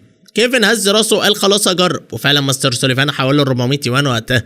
كيفن قال طيب هرجع الفصل، ولما ايثان يرد هبلغ حضرتك. مستر سوليفان قال تمام روح. اول ما كيفن خرج من المكتب بعت لي رساله فورا وقال لي مش هتصدق، مستر سوليفان اداني 400 يوان عشان اقنعك تبطل تكتب الروايه. شكله داخل على مرحله يأس. ابتسمت وقلت لنفسي يبقى لازم انزل فصل جديد الليله احتفالا. بالليل وانا في البيت بينما كل الناس بتراجع لامتحان المدارس الاربعه كنت انا بدور ازاي افتح متجر تيك توك. انا فاكر ان بعد كام سنه التجاره الالكترونيه هتنفجر جدا. فتح متجر دلوقتي مش معناه اني الاول، بس على الاقل لسه بدري قبل ما السوق يزدحم جدا. وبالنسبه لهبيع ايه، انا مش ناوي على البراند طويل المدى، انا عايز فلوس سريع. عشان كده اخترت مجال غريب ومحدش مركز فيه، لانجري مغول. وطبعا لازم اشتغل بهدوء لاني لسه طالب، والحظ الحلو اني كملت 18 سنه الشهر اللي فات، فبقيت اقدر اسجل المتجر باسمي. فجاه كيفن بعت لي وقال لي يا نهار ابيض يا ايثان حسابك اتهكر. رديت وقلت له لا انا ناوي افتح متجر وابيع الحاجات دي. كيفن رد بسرعه وقال لا اكيد اتهكرت. في دماغ كيفن انا اكبر نيرد مستقيم وبتاع مذاكره، مستحيل يتخيل ان ابعت له صور لانجري واقول له ابيعها. لكن الحقيقه اني ما عنديش صحاب قريبين كتير، فبعت له الصور وطلبت منه يساعدني اختار العينات. الساعه 10 بالليل كنت خلصت اختيار المنتجات ورفعت الصور على المتجر، وبعدها حليت شويه امتحانات ونمت. تاني يوم بدري وصلت الفصل، وبعد شويه المراقب دخل. ليو كارتر بص لي وضحك وقال ايه يا بيج اي عامل ايه في الصيني؟ قلت بثقه كويس، لو مفيش مفاجات هجيب الاول على الدفعه. ليو رفع ابهامه وقال جامد، لكن فجاه صوت مألوف قطع الكلام. الاول على الدفعه بس ما تتقفش غش عندي. رفعت عيني واتجمدت. المراقب كان العميد هول من ثانويه اولى. وقتها افتكرت ان امتحان المدارس الاربع بيكون بمراقبين متبادلين بين المدارس. العميد هول قال بصرامه حط كل الكتب والمذكرات بعيد، اي غش او نقل والورقه هتتسحب. في الثانويه اولى الغش معناه استدعاء ولي امر. وبعد ما قال كده ما نسيش يبص لي بنظره جانبيه. اول ما استلمت الورقه بدات احل فورا. الساعه عدت بسرعه. رفعت ايدي بابتسامه وقلت يا استاذ ينفع اسلم بدري؟ بصيت للساعه كان باقي 45 دقيقه، مفيش داعي اقعد اكتر. العميد هول ضحك وقال بدري جدا، وبعدها قال للكل افتكروا ان في الثانويه العامه ممنوع تسلموا في اخر نص ساعه، وفي الاخر ظبطت الوقت وسلمت قبل الميعاد بنص ساعه بالظبط. العميد هول اخذ الورقه ووقفني على جنب وسالني وهو مكشر الروايه اللي على المنتدى الثانويه اولى انت اللي كاتبها؟ عمري ما سمعت ان عندك موهبه زي دي، ليه ما بينتهاش قبل كده؟ ابتسمت بهدوء وقلت يا عميد سمعت ان مسؤول الوزاره مدحوا الروايه، افتكر تقول لهم ان دلوقتي في ثانويه تانية. وشه صد وقال كام كلمه مدح وركبك الغرور، اللي يهم فعلا هو الثانويه العامه، طول اليوم بتضيع وقتك في حاجات مالهاش لازمه. رديت بهدوء وقلت له صح حضرتك عندك حق، لو مفيش حاجه تانية همشي بقى، يمكن اروح اكتب فصلين جداد، يمكن المسؤولين مستنيين تحديث. العميد هول كان هيفجر من الغيظ. بعد ما مشيت طلع موبايله فورا وبعت لمستر سوليفان طالبك ده يجيب لي جلط، كاتب شويه هبل وفاكر نفسه نجم، حل الموضوع. مستر سوليفان رد وقال له يا عميد فكرت في حل، بما انه مش راضي يوقف الروايه يبقى نعمل مسابقه كتابه ابداعيه في المدرسه، اكيد وسط العدد ده من الطلبه هنلاقي حد يكتب احسن منه، وقتها المشكله هتتحل لوحدها. عين العميد هول لمعت وقال فكره ممتازه هقترحها على المدير. والثانويه اولى اتحركت بسرعه جدا. اول ما امتحان اللغه الصينيه خلص كل مدرس فصل بعت اعلان فتح باب التقديم لمسابقه الروايات، وفي جوائز ذهبيه وفضيه وبرونزيه هيسلمها المدير بنفسه، والاعمال المميزه هتتحط في مكتبه المدرسه. وبما ان المسابقه مفتوحه للصفين الاول والثاني كمان، طلبة كتير اتحمسوا وبدأوا ينزلوا رواياتهم على المنتدى، كذا طالب بدأ يكتب فورا، وحتى عندنا الناس بدأت تتكلم. سمعت الثانوية أولى عملت مسابقة كتابة روايات. صوفي جنكيز كانت واقفه وهي لسه بتاكل، وفجاه وقفت في نص اللقمه وبصت لي تلقائي وانا قاعد جنب ماء. انا كمان كنت سمعت بالموضوع فضحكت وقلت الموضوع مضحك فعلا. فضلنا نتكلم شويه عن الامتحان، وبعدها قلت ممكن تجهزوا نفسكم لموضوعات التعبير اللي ليها علاقه بالبيئه وتنظيمها. حاسس ان احتمال كبير يجيبوا موضوع عن البيئه، خصوصا ان الاخبار الفتره دي كلها كلام عن حمايه البيئه واعاده التدوير والحاجات دي. صوفي ما قدرتش تمنع نفسها من انها تمدحني وقالت واو انت جامد جدا عشان كده متفوق. وكل طلبه المدرسه الاولى بيعرفوا يتوقعوا مواضيع الامتحانات كده. ميا كانت ماسكه الموبايل وهي بتاكل. ضحكت بخفه وقلت توقعاتي غالبا بتطلع صح لكن الباقيين معرفش بصراحه. بالمناسبه يا مسبال انت وعدتيني تخرجيني السينما بكره، ما تخلفيش عن وعدك. ميا ردت بهدوء وقالت اوه، وبعدها كملت اكل. في فترة بعد الظهر كان عندنا امتحان العلوم والانجليزي. اول ما الجرس ضرب المراقب بدأ يجمع اوراق. كل الطلبه قاموا يتمطوا من التعب لان الكل كان قاعد طول اليوم. لما رجعنا الفصل صوفي بصت لي كانها بتبص على شخص مشهور، والبنات اللي حواليها فضلوا يزعقوا رجع. وبعدها قالت يا ايثان ووكر موضوع التعبير في الانجليزي كان فعلا عن البيئه، انت فعلا توقعت صح. ضغطت على شفايفي بابتسامه وقلت حظ بس. ميا دخلت الفصل بعدها وهي مبسوطه جدا وقعدت تحكي لصوفي قد ايه كتبت التعبير بسهوله. في اللحظه دي دخلت مدرسه الانجليزي مس لامبرت اللي هي كمان مديره الفصل، ووقفت على المنصه وابتسمت وقالت انا مش هوزع ورق الانجليزي الويك اند ده، وكمان عندي اعلان مش عارفه اذا كنتوا سمعتوه ولا لا، لكن المدرسه الاولى بدات مسابقه كتابه ابداعيه. ناس كتير في الفصل لفوا وبصوا عليا مباشره. مس لامبرت كملت وقالت مدرستنا مش هتعمل نفس المسابقه، احنا هنطبق نظام مجموعه مذاكره، كل 4 طلبه في مجموعه هنحاول نختار طلبه شاطرين في مواد مختلفه بحيث يساعدوا بعض. في اللحظه دي رفعت ايدي وقلت مس لامبرت عندي اقتراح. بصيت لي وقالت قلت نظام مجموعات ال4 طلبه مطبق في مدارس كتير لكن نتائجه غالبا ضعيف، انا شايف اننا نخليه نظام مرن، اي طالب شاطر في ماده يشرحها واللي شايف الشرح مفيد يروح يحضر، كده كل واحد هيستخدم اقوى نقطه عنده وفي نفس الوقت يثبت معلوماته اكتر وهو بيشرح. وكمان الطلبه الضعاف يقدروا يختاروا افضل حد يشرح بدل ما يكونوا مجبرين على ناس مجموعتهم بس. اول ما خلصت كلام طلبه كتير هزوا راسهم بالموافق، واحد منهم قال مش طبيعي عشان كده هو متفوق. خروج الجمعه كان كله ضحك وهزار وواضح ان الكل فرحان بالويك اند، لكن اللي صدمني فعلا ان ميا البنت الغنيه كانت بتركب الاتوبيس عادي. دلوقتي فهمت ليه بعد التخرج كل الناس اتفاجئت لما عرفت انها غنيه جدا. الوقت عدى بسرعه وبقى السبت الصبح. كنت متفق مع ميا نتقابل الساعه 2 في واندا بلازا. عشان الميعاد ده حضرت نفسي كويس، اشتريت 2 شاي بلبن وكمان اشتريت اسوره رقيقه كهديه ليها. بعد شويه لمحت شخص مألوف جاي من بعيد. كانت ميا لابسه فستان ابيض وماسكه شنطه صغيره بيضه طولها حوالي 1.63 متر ولابسه كعب بسيط، فكان شكلها كله عنيق جدا رغم انها من غير ميك اب ولسه ما تعرفش تحطه ولسه بالنضاره، لكن جمالها كان واضح جدا. دي كانت اول مره اشوفها بره الزي المدرسي. ميا سالتني بخجل شكلي حلو وكانت بتلعب في صوابعها بتوتر. فجرت ضحك وقلت حلو جدا اتفضلي، ده الشاي بلبن وده هديه ليكي. ميا هزت راسها وهي بتاخدهم. انا زقيت العلبه في ايديها وقلت بابتسامه افتحيها ولو ما عجبتكيش ممكن تبدليه. ميا فتحت العلبه بحذر واول ما شافت الاسوره اتجمدت مكانها. ابتسمت وكملت وقلت لها ايه رايك استني اساعدك تلبسيها. ميا فضلت واقفه كانها مش مستوعبه وقبل حتى ما تلحق ترد كنت لبستها لها بالفعل. بعدها مسكت ايدها ودخلتها المول. كان واضح جدا انها اول مره تمسك ايد ولد. حاولت بخجل تسحب ايدها لكن في الاخر وطت راسها ومشيت ورايا بهدوء وهي سايباني امسك ايدها. طلعنا للدور الرابع في المول عشان الويك اند. السينما كانت زحمه جدا. قلت لها استنيني هنا شويه هروح اجيب التذاكر. تحب فشار؟ اول ما سالت السؤال حسيت انه ملوش لازمه لان ميا اصلا كانت مركزه بعينيها على فشار طفل واقف جنبها وكانت تقريبا هتسيل عليه. فجاه سمعنا صوت مألوف بيقول يا ايثان ووكر. لفيت لقيت كيفن بارك واتنين من زمايل المدرسه الاولى واقفين في الطابور ورانا. كلمنا شويه وبعدها رجعت الميا ومعايا الفشار وعصير برتقان وقلت بابتسامه يلا جوات الدخول. اول ما ميا شافت زمايلي من المدرسه الاولى اتجمدت من الرعب وطت راسها بسرعه وكانها خايفه حد يشوفها، وانا بصراحه كنت بالعافيه ماسك نفسي من الضحك بسبب رد فعلها اللطيف. الحقيقه ان ميا حتى من غير ميك اب كانت جميله جدا لكن شخصيتها الخجوله هي السبب ان محدش بياخد باله منها في الفصل. كيفن واصحابه اول ما شافونا بداوا يرخموا علينا وتوني وانج صورنا خلصه وبعت الصوره في جروب الفصل.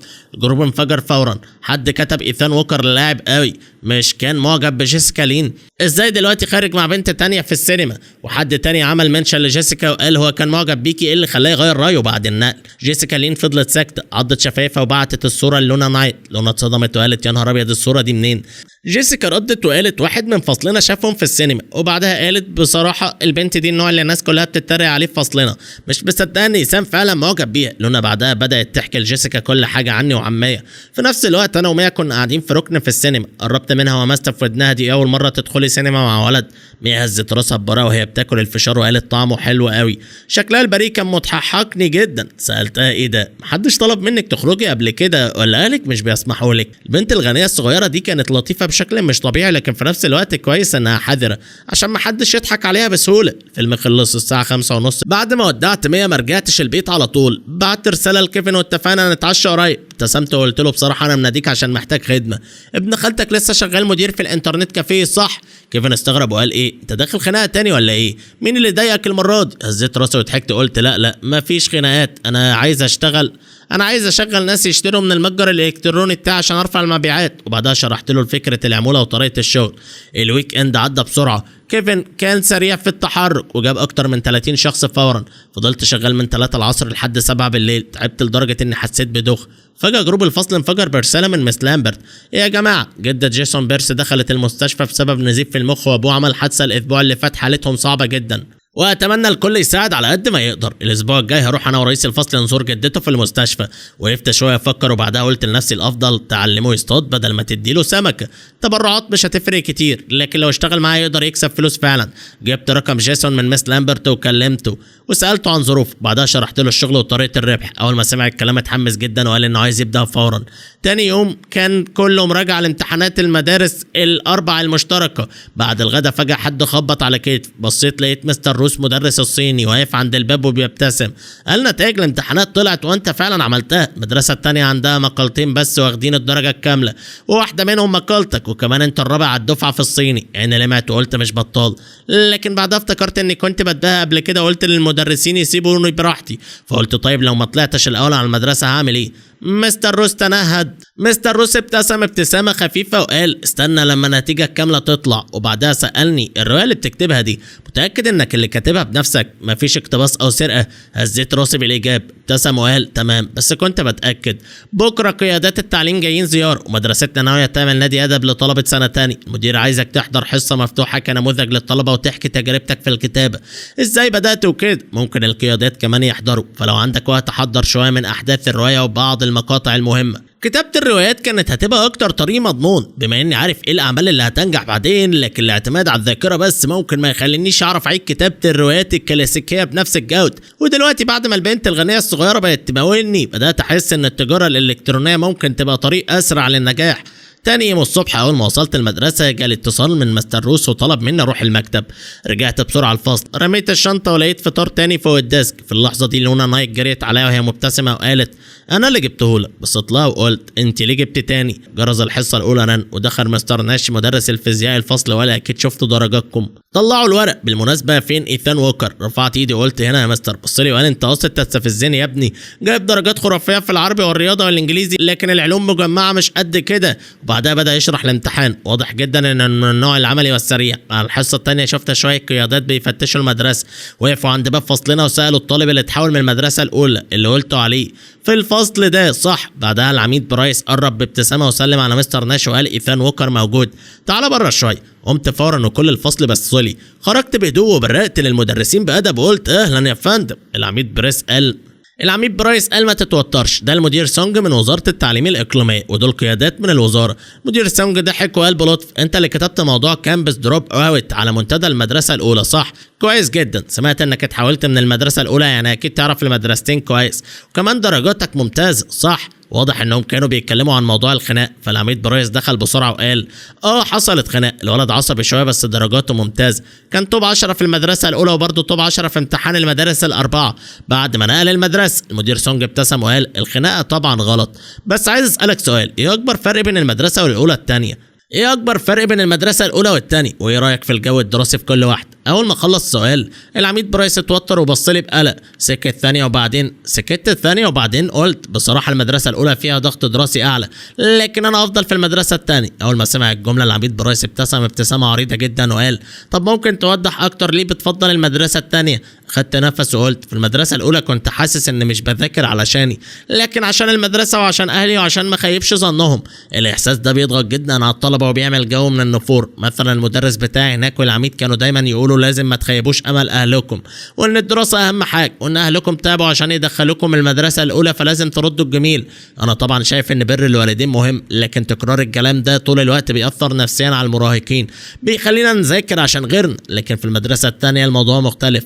في المدرسة الأولى حتى حصة الألعاب كانت بتتحول لمذاكرة، وده أثر على صحة الطلبة ولياقتهم. أما هنا فالجري إجباري، وبعدها اللي عايز يلعب واللي عايز يرتاح. يمكن الجو أقل شدة من ناحية الدراسة لكنه متوازن أكتر بين المذاكرة والراحة. من وجهة نظري فلسفة التعليم نفسها مختلفة بين المدرستين. يمكن المدرسة الأولى أحسن شوية في الدرجات، لكن من ناحية التطور الشامل للطالب سواء أخلاقي أو بدني أو نفسي حتى بعد التخرج، فأعتقد طلبة المدرسة الثانية ممكن يطلعوا أحسن. طبعا أنا لسه جديد هنا فده مجرد رأيي الشخصي. القيادات هزوا راسهم باعجاب، واحد منهم قال كلام رائع، واضح انهم انبهروا بطريقه كلامه وترتيبه للافكار. واحد من القيادات قال للعميد برايس بهزار بصراحه لو ما كناش طلعناه فجاه كده كنت هفتكر انكم مجهزينه بخطاب. العميد برايس ضحك وقال مستحيل، ثان فعلا طالب مميز وناضج اكتر من سنه، حتى مقاله في الامتحان خد درجه كامله النهارده. بعدها ربط على كتفي بفخر وكان مبسوط جدا بالطريقه اللي رديت بيها، لاني مدحت المدرسه الثانيه من غير ما ابين اني بطبل ليها، وكمان ختمت قلت كلامي ان لسه جديد فيها فبانت متواضعه. قائد تاني عدل نضارته وقال وهو بيضحك طيب عندي سؤال اخير. المحافظه بتختار مدرسه نموذجيه على مستوى الاقليم والتقييم بيشمل البيئه الدراسيه ونسب القبول وجوده المدرسين وغيره. حاليا المدرسه الاولى فرصتها اعلى، لو القرار بايدك هتصوت لمين؟ حكيت راسي بتصنع وقلت بصراحه يا فندم اي مدرسه انا فيها اتمنى هي اللي تكسب، فاصوت للمدرسه الثانيه. كلهم ضحكوا بصوت عالي. بعدها خدت الشجاعه وقلت ممكن اتصور مع حضراتكم؟ اصل انا بصراحه بحب اتابعها شويه وعايز اقول للناس ان قيادات الوزاره اتكلموا معايا. القيادات انفجروا من الضحك وقالوا احنا مش مشاهير يا ابني. قلت ببراءه بس انا شايف ان مناصبكم حاجه عظيمه جدا، فانبسطوا اكتر ووافقوا يتصوروا. واحد منهم قال قبل ما يمشي روايتك حلوه جدا بالمناسبه، كمل وواصل تبقى كاتب كبير. خدت معاهم كام صوره ونزلتهم فورا على ويت شات وكتبت قيادات وزارة التعليم مدحوني وسألوني مين أحسن المدرسة الأولى ولا الثانية. بعد الظهر جيسون بيرس رجع الفصل بعد الأجازة المرضية وكل أصحابه اتجمعوا حواليه يطمنوا عليه، وبعد ما عرف كل اللي حصل في غيابه بصلي بصدمة. رميت له ازازه لبن بابتسامه وقلت لسه شاريها عامل ايه؟ مسكها وخرجني معاه لاخر الطرقه عشان نتكلم لوحدنا.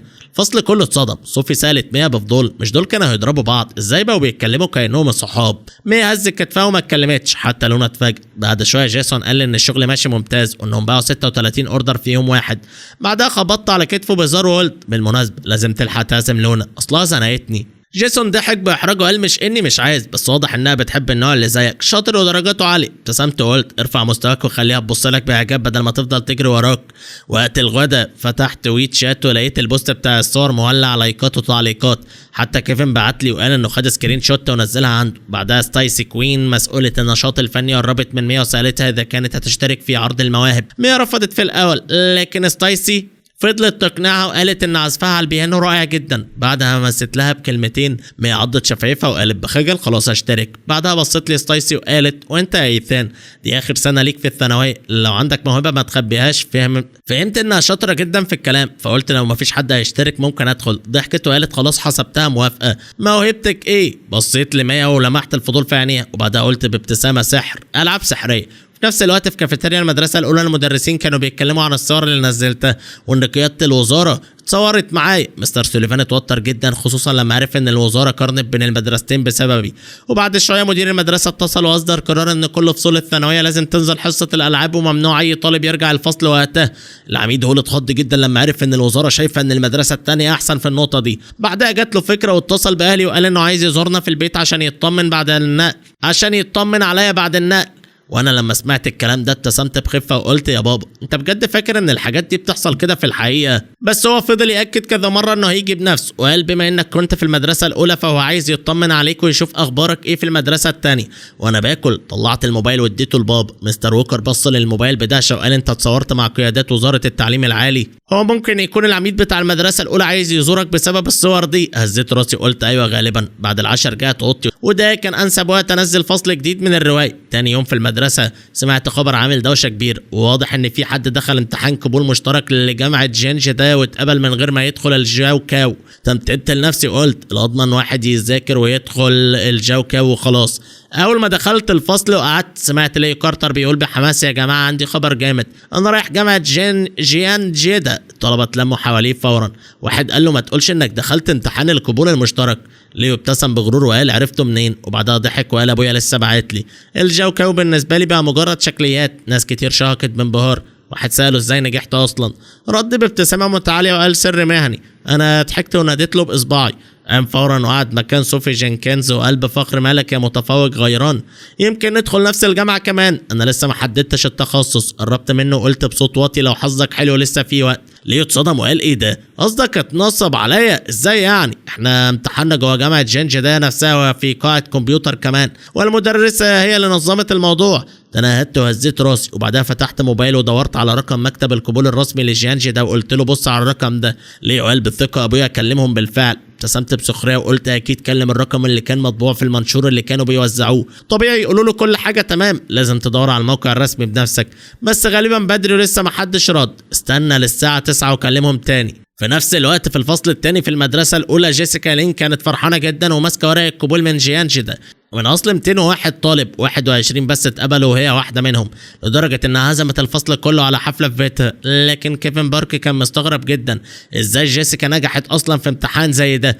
فبعت لي فورا. رديت عليه بهدوء وقلت له يا سلام ايه الصدفه، عندنا واحد في الفصل اتقبل هو كمان، بس دلوقتي قاعد بيعيط. كيفن قرأ الرساله وبص حواليه، الفصل كله كان بيبارك لها في قلب تردد. وانا ممكن اقول حاجه، مفيش احتمال يكون الموضوع نصب. الفصل كله سكت. جيسيكا كشت وقالت انت قصدك ايه يا كيفن؟ رد وقال قصدي هو ممكن اصلا جامعه جيانجي ده ما عندهاش امتحان قبول مشترك.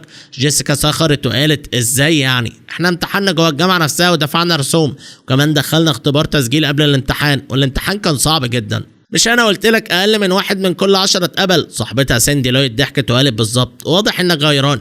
يا كيفن انت عمرك ما هتدخل جيانجي ده. كيفن اصلا كان بيحاول يتكلم بهدوء لكن كلامها عصبه، فقال انا سالت ايثان ووكر وقال ان امتحان الجيانجي ده نصب. الفصل كله اتجمد. بعدها ساندي جزت على اسنانها وقالت هو ايثان ووكر فاكر نفسه مين؟ اكيد غيران هو كمان من جيسيكا.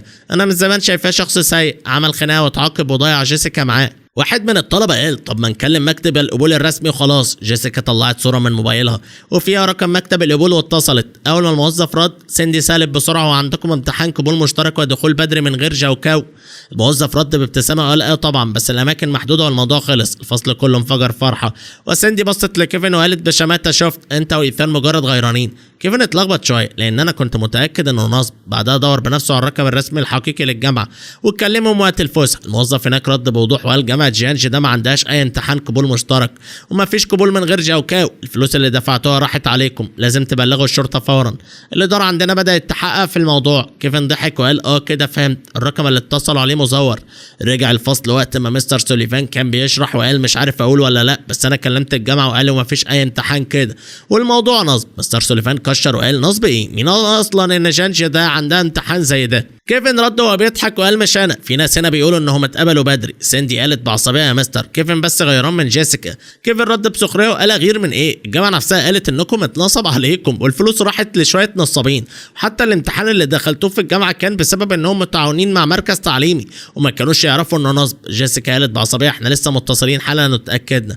كيفن رد وقال اكيد الرقم مزيف. اول ما مستر سوليفان سمع اسم ايثان ووكر ركز جدا وقال ايه علاقه ايثان بالموضوع؟ كيفن شرح له كل حاجه. مستر سوليفان عبس وقال بصراحه على حد علم جاند ده ما عندهاش اي امتحان زي ده، ولو موجود كنت اول واحد اعرفكم. جيسيكا قربت تعيط وقالت بس احنا اتاكدنا بنفسنا. ساندي زادت بعصبيه وقالت هو لو ايثان قال لك كل تراب هتاكل تراب. كيفن رد ببرود وقال ما يخصكيش، وبعدها فتح الباب بعنف وخرج. مستر سوليفان اضطر يكلم الجامعه بنفسه، وبعد المكالمه وشه اتغير وقال جيسيكا تعالي بره. جيسيكا خرجت وهي مبسوطه وقالت شفت قلت لكم حقيقي، لكنه كمل بوجه جامد وقال في حاجه فعلا اسمها كده لكنها كلها نصب. الجامعه نفسها ما بتنظمش اي امتحان قبول مشترك، في مراكز تعليميه بتستغل اسم الجامعه عشان تسرق الناس، والرسوم اللي دفعتوها كانت غاليه جدا صح؟ عيون جيسيكا احمرت فورا وقالت وهي مخنوقه ازاي يبقى نصب؟ ماما هي اللي دفعت الفلوس. وبعدها حكت كل اللي حصل. مستر سوليفان قال بالتنهد مفيش حاجه ببلاش في الدنيا. في المدرسه الثانيه الشرطه كانت وصلت بالفعل. ليو كارتر كان بيحكي كل التفاصيل، ولانسا لامبرت جمعت باقي الضحايا وخلت الاهالي يروحوا القسم بيقدموا بلاغات. ليو رجع الفصل مكسور جدا ومش قادر يبص لحد لانه كان بيتفخر من شويه وطلع كل وهم. صوفي جينكنز والبنات قاعدين يتكلموا يقولوا ان المدرسه الاولى حصل فيها خناقه بسبب الموضوع. طلعت موبايلي ولقيت رساله من كيفن. يا اخي الاحساس حلو قوي. شفت جيسيكا وهي بتعيط خارجه من المكتب، حاجه تشرح القلب. انت ما تعرفش هي وسيندي كانوا مستفزيني ازاي. بعدها ضحك وقال اقوم اسيب المدرسه وخلاص. رديت عليه وقلت له المدرسه الثانيه بترحب بيك. كيفن رد وقال والله لو هبقى معاك في نفس الفصل ممكن افكر بجد، المكان هنا ممل. بعدها حكيت له عن العميد اللي جاي البيت السبت يسلمني الملف بنفسه، وكمان اني هعزم شويه صحابي المقربين. كيفن اتجنن من الصدمه وقال مش ده العميد اللي كان متخانق معاك؟ ده انت ضربت ابنه كمان ولسه جاي يوصلك الملف بنفسه. بعد الظهر مستر روز دخل الفصل وقال ايثان ووكر كل حاجه جاهز، روح اوضه القراءه الرقميه الدور الثاني اوضه 302 وما تتاخرش. الفصل كله اتجمع بفضول. واحد سالني هو المدرس مناديك ليه هناك؟ رديت بهدوء قلت له في محاضره مفتوحه والمدرسه عايزاني كضيف اتكلم عن تجربتي في الكتاب. بصراحه كنت فاكرها محاضره عاديه وهبد كلمتين وخلاص، لكن اول ما وصلت اوضه 302 في الدور الثاني اتصدمت. المكان مليان طلبه اولى وثانيه ثانوي بالكامل. مستر روس وقف جنبي بابتسامه وقال كويس انك جيت، قيادات وزاره التعليم واداره المدرسه كلهم هيحضروا والمحاضره هتتصور وتتسجل، فخليك هادي بس واتبع كلامي. بعد كام دقيقة الجرس رن، مستر روس طلع على المسرح ومسك المايك وقال بابتسامة المحاضرة المفتوحة النهاردة عن ازاي نخلي القراءة والكتابة تبقى هوايتك. ناس كتير بتقول انها ما بتحبش تقرأ وما بتحبش تكتب مواضيع تعبير، صح؟ طيب اللي هنا بيحب القراءة يرفع ايده كده شوف. وانا واقف في مكان الضيف رفعت ايدي وقلت بابتسامة انا طول ما الحاجة مش كتاب دراسي فانا بحب اقرأ اي حاجة. القاعة كلها انفجرت ضحك. قيادات الوزاره بصوا لبعض وهم بيهزروا. الولد ده تاني ده فعلا دمه خفيف. مستر روس ابتسم وقال خلاص يا جماعه ما تسمعوش كلامه، هو بيقرا اكتر منكم كلكم. بعدها كمل وقال ان المدرسه قررت رسميا تعمل نادي ادب عشان تشجع الطلبه على القراءه والكتاب، وبدا يشرح فكره النادي وان اي حد يقدر يشارك الكتب والروايات والمجلات الادبيه اللي بيحبها، وكمان يتعرف على ناس شبهه ويطور مهاراته وهو مستمتع. بعدها قال مين هنا قرأ رواية كامبس دروب اوت على منتدى المدرسة التانية؟ تقريبا كل طلبة أولى وتانية رفعوا ايديهم. مستر روس ضحك وقال شفتوا انتوا بتحبوا القراءة فعلا بس مش الكتب الدراسية. وبعدها ابتسم وقال طيب مين يعرف مين اللي كتب الرواية؟ القاعة كلها بدأت تهمس وهو كمل بهدوء وقال دلوقتي استقبلوا ضيف نادي الأدب إيثان ووكر، كاتب رواية كامبس دروب اوت من فصل 4 ثالثة ثانوي. تسقيف جامد جدا مال القاع. اول ما طلعت على المسرح كل الطلبه بصوا عليا بذهول. ابتسمت وقلت اهلا يا جماعه، انا ايثان ووكر من ثالثه ثانوي فصل 4، بحب الهزار ومش بحب المذاكره فبلاش تقلدوني. بعدها اشرت للشاشه الكبيره وقلت بصوا على دي، كنت حاطط نتيجه امتحاني على الباوربوينت درجاتي كلها متعلقه قدامهم. وقفت على المسرح وقلت حد يعرف انا ليه بدات بعرض درجاتي؟ واحد من الطلبه جمع شجاعته وقال عشان تقول لنا انك بتكتب روايات ومش مهم لدراستك وان درجاتك العاليه في العربي والرياضه هي السبب ان الروايه بتاعتك قويه. ضحكت وقلت غلط خالص، انا عرضت النتيجه بس عشان افشخر عليكم واوريكم ان اللي واقف قدامكم درجاته اعلى منكم. بعدها ضحكت وقلت يلا قولوا انا وحش ولا لا؟ القاعه كلها صرخت وقالت وحش. مستر روس اتوتر وخطف المايك بسرعه وقال ايه يا ابني الكلام ده؟ خليك محترم شويه. القيادات موجوده. طلبه انفجروا ضحك وحتى القيادات كانوا بيضحكوا. مدير المدرسه فضل يبرر لهم انه بيهزر بس. بعدها ابتسمت وقلت خلاص نرجع للموضوع الاساسي، بما اني ضيف نادي الادب لازم اقول لكم شويه حاجات مفيده فعلا. وبعدها كتبت جمله على الشاشه وقلت اكتبوا الجمله دي، اعمل الحاجات السهله بشكل متكرر واعمل الحاجات المستمره بساعات. بعدها سالتهم يعني ايه اعمل الحاجات السهله بشكل متكرر وليه ما قلتش اعمل الحاجات الصعبه؟ بنتين رفعوا ايديهم لكن ضحكت وقلت بلاش ترفعوا ايديكم وانا مش هدي حد فرصه يجاوب، الفشخره دي لازم اعملها بنفسي. القاعه كلها ضحكت تاني. بعدها ضيقت عيني وقلت بابتسامه في مثل بيقول ان كل واحد عنده موهبه وكل موهبه ليها فايده، في ناس شاطره في الرياضه وناس في الرسم وناس في الموسيقى وناس في الفشخره. الطلبه ضحكوا بصوت عالي. وكملت وقلت طيب الحاجه اللي انت شاطر فيها مش بتبقى سهله بالنسبه لك؟ يعني مثلا جبت 140 في العربي، دي حاجه صعبه؟ طلبه صرخوا وقالوا صعب. انا ضحكت وقلت الحاجه السهله بالنسبه لي صعبه بالنسبه لكم وده اسمه الموهبه. الجو كله كان مليان ضحك وحماس وحتى قيادات الوزاره كانوا مبسوطين جدا. بعدها كملت بجديه شويه وقلت لما اقول اعمل الحاجات السهله بشكل متكرر ما اقصدش اي حاجه سهله، اقصد الحاجه اللي صعبه على غيرك لكنها سهله عليك انت، دي الحاجه اللي لازم تكررها وتبني نفسك فيها. ما تقولش دي ممله او سهله زياده عن اللزوم، لان اول ما تسيب موهبتك وتجري ورا حاجه مش شبهك انت كده بترمي اقوى نقطه عندك. القيادات بداوا يهز راسهم باعجاب وواضح ان الكلام لمسهم فعلا، ومع كل جزء من كلامي كان التسقيف بيعلى اكتر. حتى مستر روس كان بيهز راسه باعجاب وقيادات الوزاره ومدير المدرسه اللي قاعدين ورا كانوا بيضحكوا ويسقفوا. واحد منهم قال الكلام ده احسن من اللي سمعناه في مدارس كتير. بعد ما المحاضره خلصت القيادات فضلوا يمدحوا فيا وهم ماشيين. وفجاه بقيت مشهور جدا في المدرسه. كذا بنت جمعت شجاعتها وجت تطلب مني رقمي لكن اعتذرت بلطف. مستر روس قرب مني وقال بفخر انت فعلا مدهش. مدير المدرسه قال ان المحاضره هتنزل على الموقع الرسمي للمدرسه. وبعدها ضحك وقال خساره انك ثالثه ثانوي والا كنت خليتك رئيس نادي الادب. وبالفعل بالليل فيديو المحاضره نزل على منتدى المدرسه واتثبت في اول الصفحه. طلبة المدرسة كلهم دخلوا يتفرجوا وبدأوا يكتبوا تعليقات زي يعني فعلا انت اللي كاتب الرواية.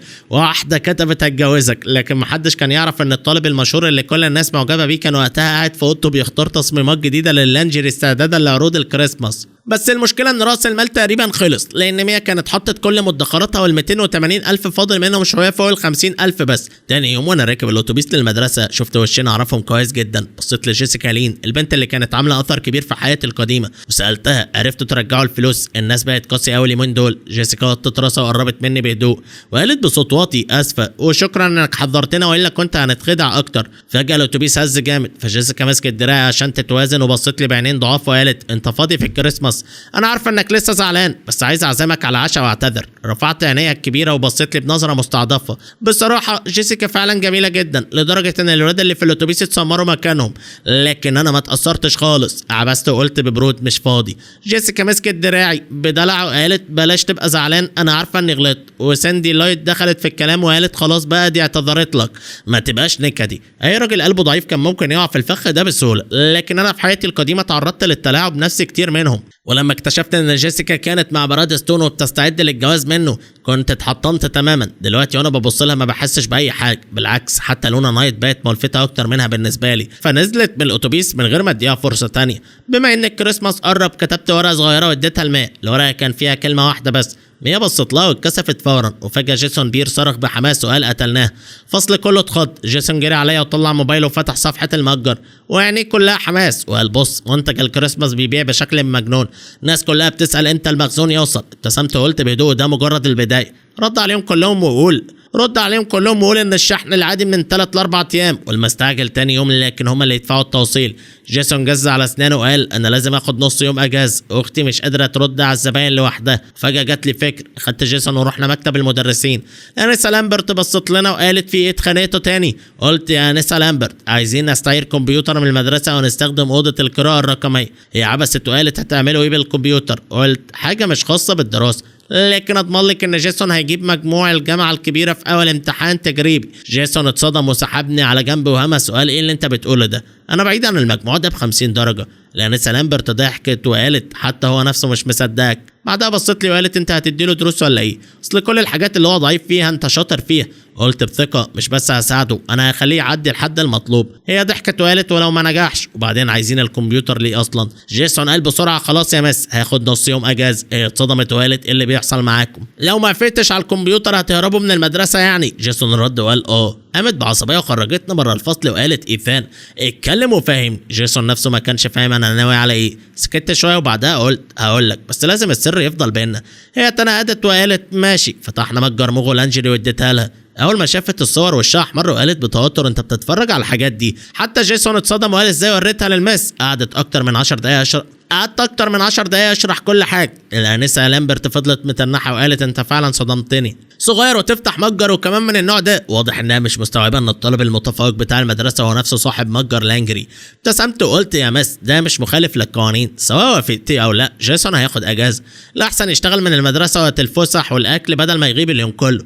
بعدها قلت لها انا لو كنت في المدرسه الاولى ما كنتش هجرؤ اقول الكلام ده، لكن دي المدرسه الثانيه وانت مدرسه بتحطي الطلبه فعلا في اولوياتك. لانسه لامبرت ضحكت وقالت انت لسانك حلو قوي. وبعدها وافقت تجيب كمبيوتر من بيتها وتحطه في المكتبه عشان جيسون يستخدمه وقت الفسحه. يوم الخميس لما فتحت المتجر المبيعات عدت ال 300,000. جيسون كان هيطير من الفرحه لكني قلت له في مشكله دلوقتي، طلبات كتير دي معناها لازم ندفع ثمن البضاعه الاول. جيسون اتوتر وقال صح البطاقه البنكيه فاضيه. قعدت افكر هل اقول لاهلي، لكني رفضت الفكره فورا. فجأة ميا بعتت لي بتعمل ايه؟ رديت وقلت بفكر في شخص معين. بعدها سألتني معاك فلوس تاني؟ ورديت بعدها وقلت انا معيش، انا اديتك كل اللي عندي. عالي وقف شويه لاني فعلا كنت مصفي كل مدخراتها. لكن بعد 10 دقايق بعتت لي ارقام بطاقه بنكيه. اول ما شفتها قلت يا نهار ابيض. وبعدها قالت بمنتهى البراءه سرقت بطاقه بابا، اكيد فيها فلوس. دماغي فصلت. دلوقتي فهمت ازاي النوع ده من البنات بيضحك عليه بسهوله. ازاي بنت تكون بريئه وغلبانه بالشكل ده حتى سرقت بطاقه ابوها عاملاها بمنتهى العفويه. رديت بسرعه وقلت طب لو عرفوا هيبلغوا عني. ردت بمنتهى الهدوء وقالت مستحيل، بابا عنده بطاقات كتير اصلا، غالبا مش هياخد باله ان بطاقه ناقصه ولما يكتشف الموضوع يبقى رجع الفلوس مكانها. انا حرفيا كنت اعيط من كتر التاثر. لو ما حافظتش على البنت الغنيه الصغيره دي يبقى انا اغبى انسان في الدنيا. خرجت فورا جري على مكانه الصراف اللي بره، دخلت البطاقه وبعدها اضطرت استعلام عن الرصيد. والله لو ما كنتش شفت بعيني ما كنتش اصدق. احد عشرات مئات الاف عشرات الالاف مئات الالاف ملايين. الرصيد كان 1,450,000. بلعت ريق بالعافيه. يعني لو حسبت كل الفلوس اللي خدتها من ميا قبل كده فانا تقريبا ساحب منها حوالي 2 مليون. صباح الجمعه ركبت الاتوبيس للمدرسه وانا جايب فطار لميا، وبعد ما دخلت الفصل واستنيت شويه ميا وصوفي دخلوا اخيرا. قربت من من مية وهمست العيون علينا كتير والا كنت اكلتك بايد. مية احمرت ووطت راسها وهي بتاكل بهدوء. بعد حصتين رياضه ليه كارتر مسك كره سله ولم شويه شباب وقال يلا نخرج نلعب. جيسون رد بتردد وقال انتوا روحوا وانا رايح المكتب. شال شويه كتب وورق وخرج فعلا. الفصل كله ضحك وقال طبعا، لكن الصدمه انه راح للمكتبه بجد. مش بس كده، كل فسحه بعدها كان اول ما يلاقي وقت يجري على المكتبه ويذاكر. التغيير المفاجئ ده خلى الفصل كله حاسس ان الدنيا اتشقلبت. بعد شويه الانسه لامبرت دخلت الفصل بابتسامه وقالت قبل ما نبدا الحصه عندي اعلان. من كام يوم اتكلمنا عن فكره مجموعات المذاكره وايثان ووكر وضح ان في مشاكل، فقررت اقسم المجموعات بنفسي، لكن رفعت ايدي وقلت يا مس اقترح ان كل طالب يشترك في مادتين بس عشان التركيز يبقى واضح، وكمان الطلبه اللي بيشرحوا ما يتخنقوش. لو 30 او 40 طالب فضلوا يسالوا نفس الشخص مش حدش هيستحمل. الانسه لامبرت ابتسمت باعجاب وقالت فكره كويسه، خلاص هنعمل كده. في نفس الوقت في قسم الشرطه النصابين كانوا اتمسكوا واهالي كتير من المدارس المختلفه متجمعين يزعقوا. ناس بتقول ازاي اهالي المدرسه الثانيه هيرجعوا فلوسهم واحنا لا. القسم كان مقلوب حرفيا.